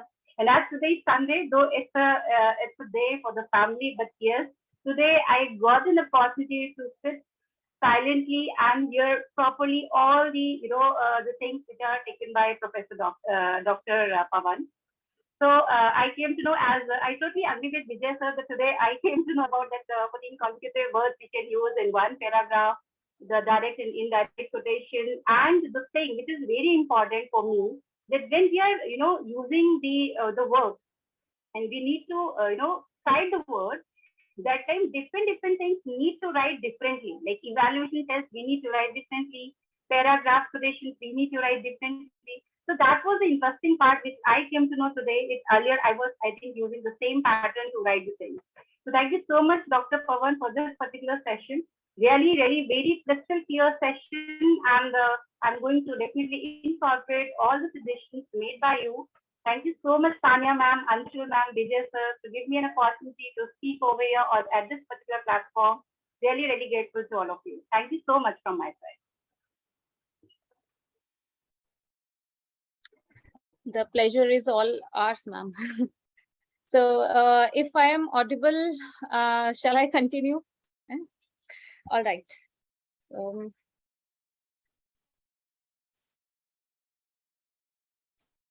here I culminate 7 days.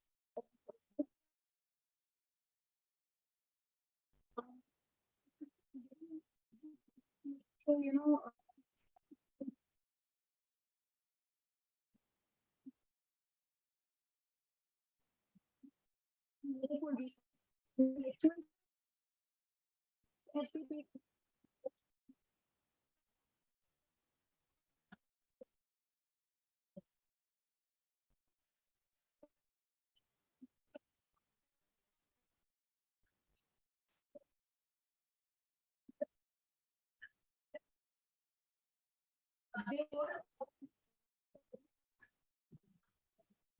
Dr. Anshul, sorry to interrupt you again. Not audible. He can't hear you. There is, again, I think, some problem from your end. Yeah. If I stop sharing the screen,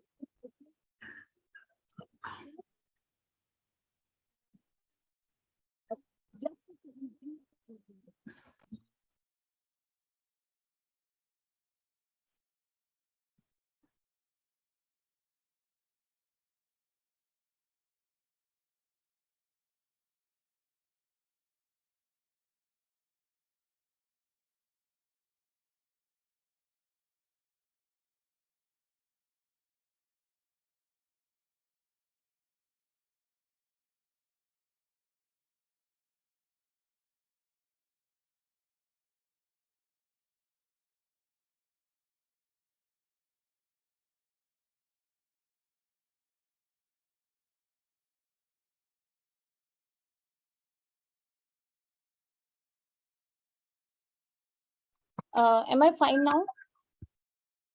Better. Okay, I'm so sorry. Okay, I'm sharing the screen again.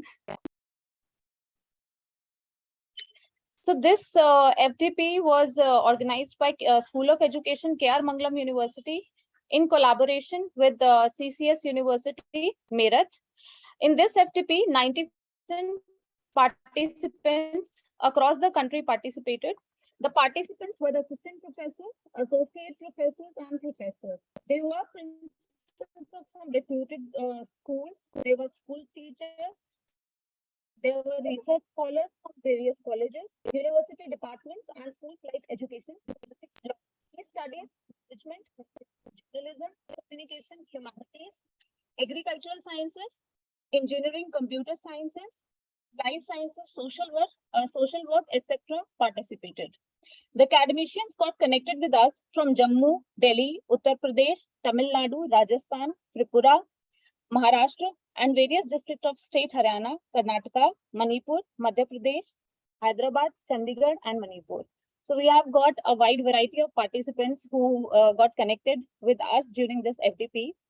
So day one of the FDP, it began with a welcome address by Professor Vijay Jaiswal, Dean Faculty of Education, CCS University, and Professor Tanya Gupta, Dean School of Education here at K.R Mangalam University.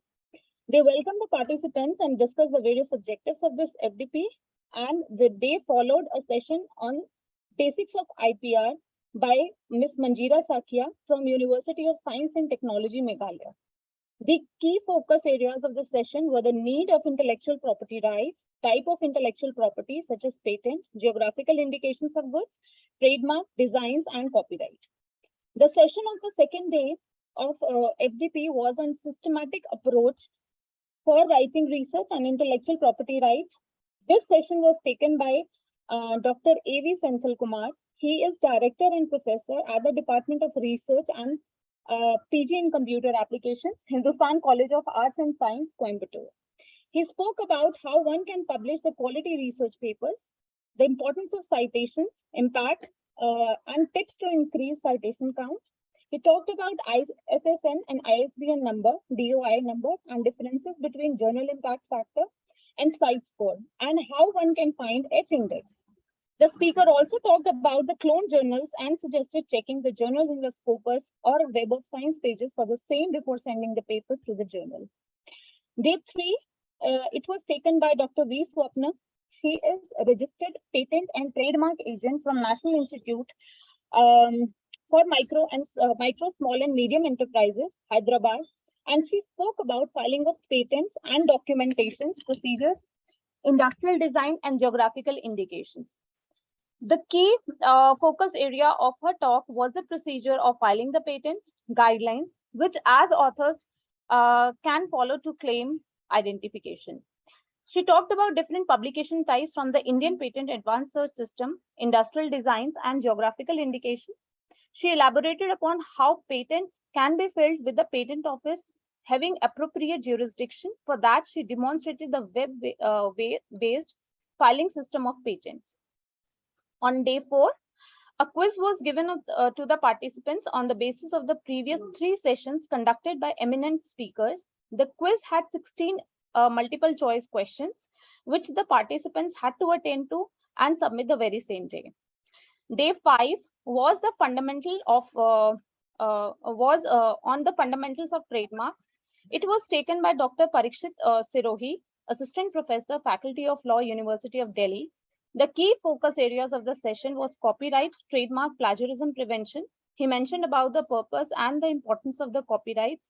He had explained about the balance between competing interests of the creativity and the society.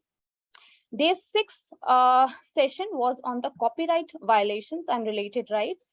The speaker of the session was Dr. Baharul Islam. He is an associate professor and dean, University School of Law and Research, University of Science and Technology, Meghalaya.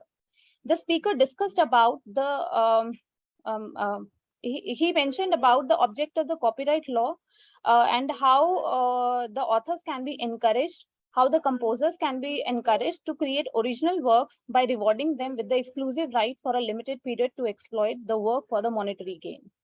He further associated copyright with the technology and discussed how these two are connected. He spoke about relinquishments of the copyright, assignment of the copyright, term of the copyright, and remedies against infringement of the copyright.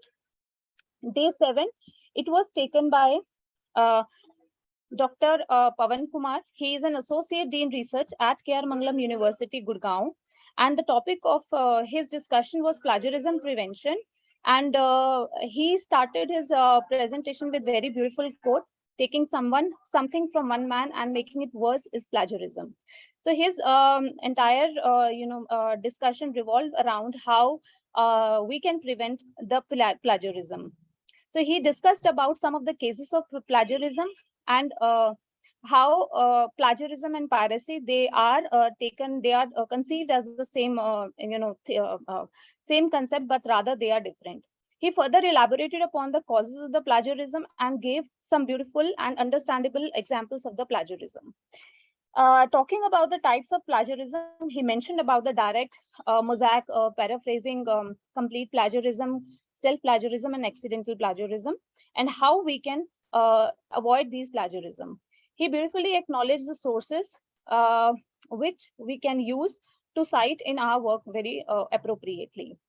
So this was a gist of the 7 days FTP, which we had in collaboration with the CCS University, Meerut.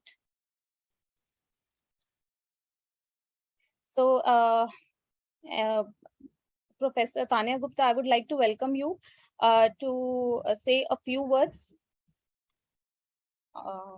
Yes, thank you. Thank you, Anshul. In fact, I would like to first, if okay, can I first request Professor Jaiswal ji to please speak, because he's a very senior colleague, and can I please request you, sir, to first speak? Okay, madam. I think today we have to pay vote of thanks. Yes, Okay. sir. Yes. Okay, madam. Yes. Okay, madam. As we today just heard the Dr. Pawan Kumar lecture on plagiarism in this FDP. Today, his comprehensive lecture.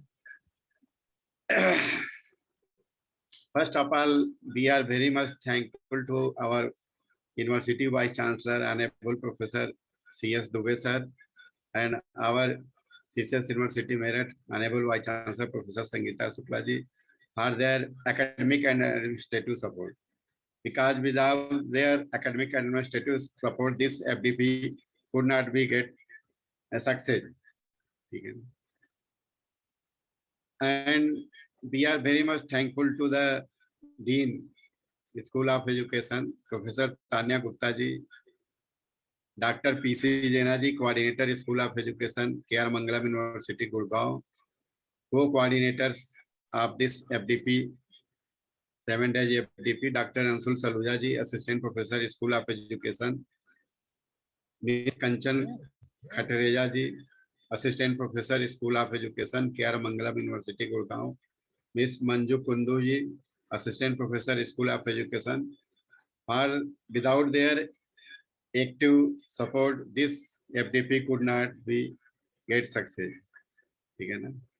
Their active and day-night effort, untiring effort made this FDP today a grand success.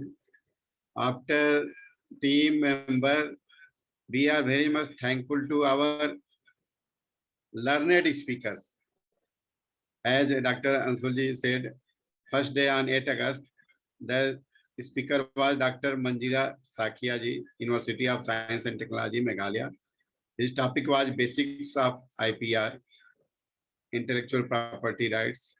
Second day on 9th August, we had a lecture on systematic approach for writing research article and indexing and citation by Dr. A.V. Senthil Kumar, Director, Department of MCA, Hindustan College of Arts and Science, Coimbatore. On third day, 10th August, we had a lecture on filing of patents and documentation procedure, industrial design and geographical indication by Dr. V. Swapna, Registered Patent and Trademark Agent, National Institute for Micro, Small and Medium Enterprises, Hyderabad. On fourth day, 11th August, we had an assignment regarding this FDP. On 12th August, we had a lecture on Fundamental of Trademarks by Dr. Parik Seth Siroi, Assistant Professor, Faculty of Law, Delhi University, New Delhi. On 13 August, we had a lecture on copyright violation and related rights by speaker Dr. Baharul Islam, Dean, Law Department, University of Science and Technology, Meghalaya. And today we had a very comprehensive lecture on plagiarism prevention by Dr. Pawan Kumar, Associate Dean Research, K.R Mangalam University, Gurugram.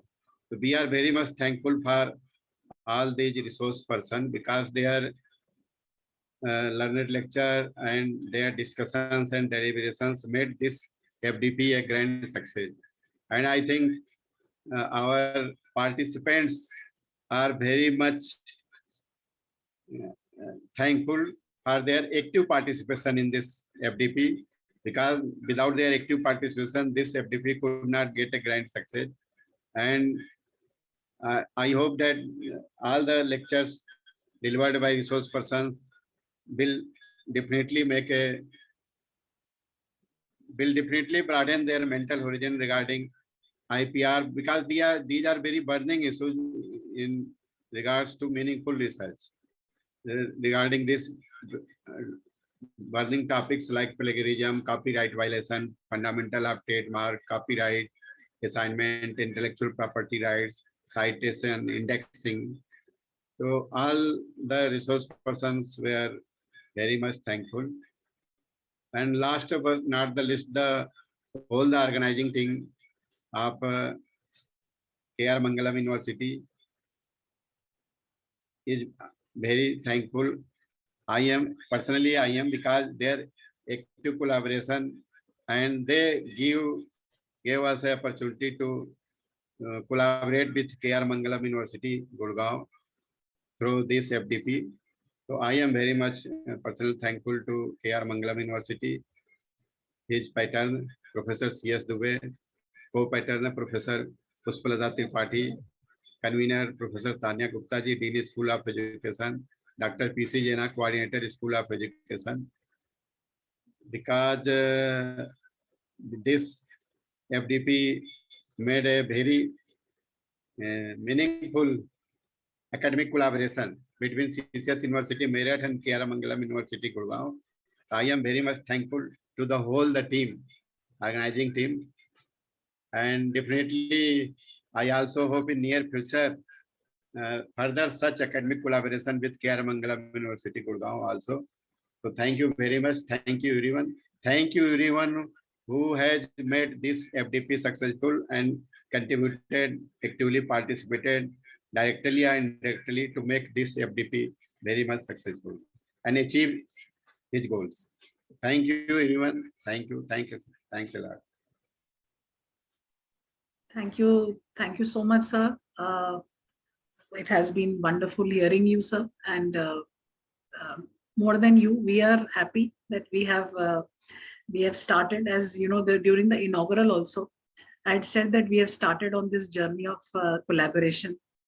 And this is the first, of course, besides the other research and academic work that we do together, this is the first formal kind of a program, academic program that we have done. You'll be happy to know that the daily feedbacks that have been taken from the participants, there are certain inputs on, more topics where we can do much more kind of capacity building and training programs and faculty development programs. So we will, sir, certainly plan, and always getting associated with you, Professor Jaiswal, is it is very reassuring and encouraging that we'll do something meaningful. So thank you so much. Thank you, madam. Yes. And you've already delivered the vote of thanks, which had to be done today by you. So I will only accumulate it by one big gratitude and thanks to all the persons whom Professor Jaiswal sir has thanked, right from the patron of this FDP and the organizing team, which includes the minute-to-minute thinking and planning and execution. I would like to, name them more here, because we all know that the ideas have to be spearheaded by the management and by the leadership. But I'd like to especially thank your management as well, because trust us, sir, that the kind of the kind of lead they are giving us, the kind of faith that our management, dynamic management, if I use the word, the way they are leading us and the way they are even, guiding us through this. They want us to do something meaningful. They want us to do something which is impactful.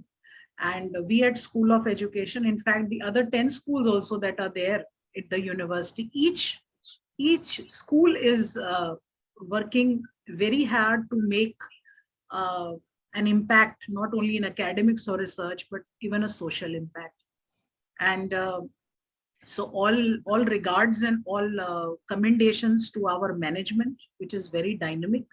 And yes, our leadership, they are our pathfinders. They lead us to light, our patron and co-patron of this FTP. And the Vice Chancellor of CCS University, Meerut also. No collaboration works well without the leadership. So you've thanked them, I thank them again. And I would like to thank the participants. There were days when we had some participants going down because I think the hours were 10 to 12 were a little working hours, but still people managed. And I think when you want to learn and you want to gain something new, and I think it is also on every day the session improved. There was something new to learn and the speakers did very well. So gratitude to all these speakers. Sir has already expressed his gratitude to them. I do it very humbly from my end. Thank you so much for making this FTP truly, truly amazing. And my core team, which has worked, without whom this FTP is just, it could not be even conceptualized, is the strong teamwork. My wonderful dear colleagues, Dr. Anshul, who has worked day in and out for this, coordinating this FTP. My very dear Manju Kundu, she has also worked very hard. Miss Kanchan Katreja, again a very dear colleague. All of them are very dear, equally dear to me. So, but I want to use this word because you must express your gratitude towards your colleagues well. Thank you so much for making this possible. Dr. P.C. Jinai absent today. Yes, he is, sir, he's a little engaged. But yes, the young ladies have worked very hard, the kind of coordination. I'll also like to thank Dr. Pooja Verma. She was, though not formally a part of this FDP in the organizing team. She did a FDP just, we have had 3 back-to-back FDPs going on since July. So she was in some other FDP. But that's the beauty of our school. If one person is not there, the other person just stands immediately. So thank you, Dr. Pooja, for carrying one full day session. We cannot miss you out in that. And Professor Dr. Jaina ji, immense coordination, minute-to-minute guidance and support, guidance to the coordinators and support. Dr. Jaina ji is founding stone of this FDP. Yes, yes. That's why he is not preparing. No, he had certain, sir, engagement. We express our apologies. He has sent his regards, but yes, he has been instrumental. And thank you, Dr. Jaina ji, for every support and there. And all of us should not forget that whether it is a participant or it's a coordinator, we could not have seen this without the immense support of Dr. Dharam, without the support of Mr. Dharamveer ji. He's our technical bond. He makes us live on time and he ends the sessions well. And he's doing a lot of background work, maintaining our records. And so these videos will also be available on our YouTube so that, these resources can be seen as and when people want to learn anything more on patents or copyrights. So I'm immensely thankful. And in the end, I'm grateful to the Almighty that he's giving us this courage and this wisdom to keep contributing. And thank you so much to everyone. Professor Jaiswal ji, बहुत बहुत आभार. Thank you so much, sir. Thank you, madam. Thank you. Thank you, everybody. Thank you. Namaskar. Namaskar. Thank you so Namaskar. much, ma'am. Thank you, sir. Thank you, everyone.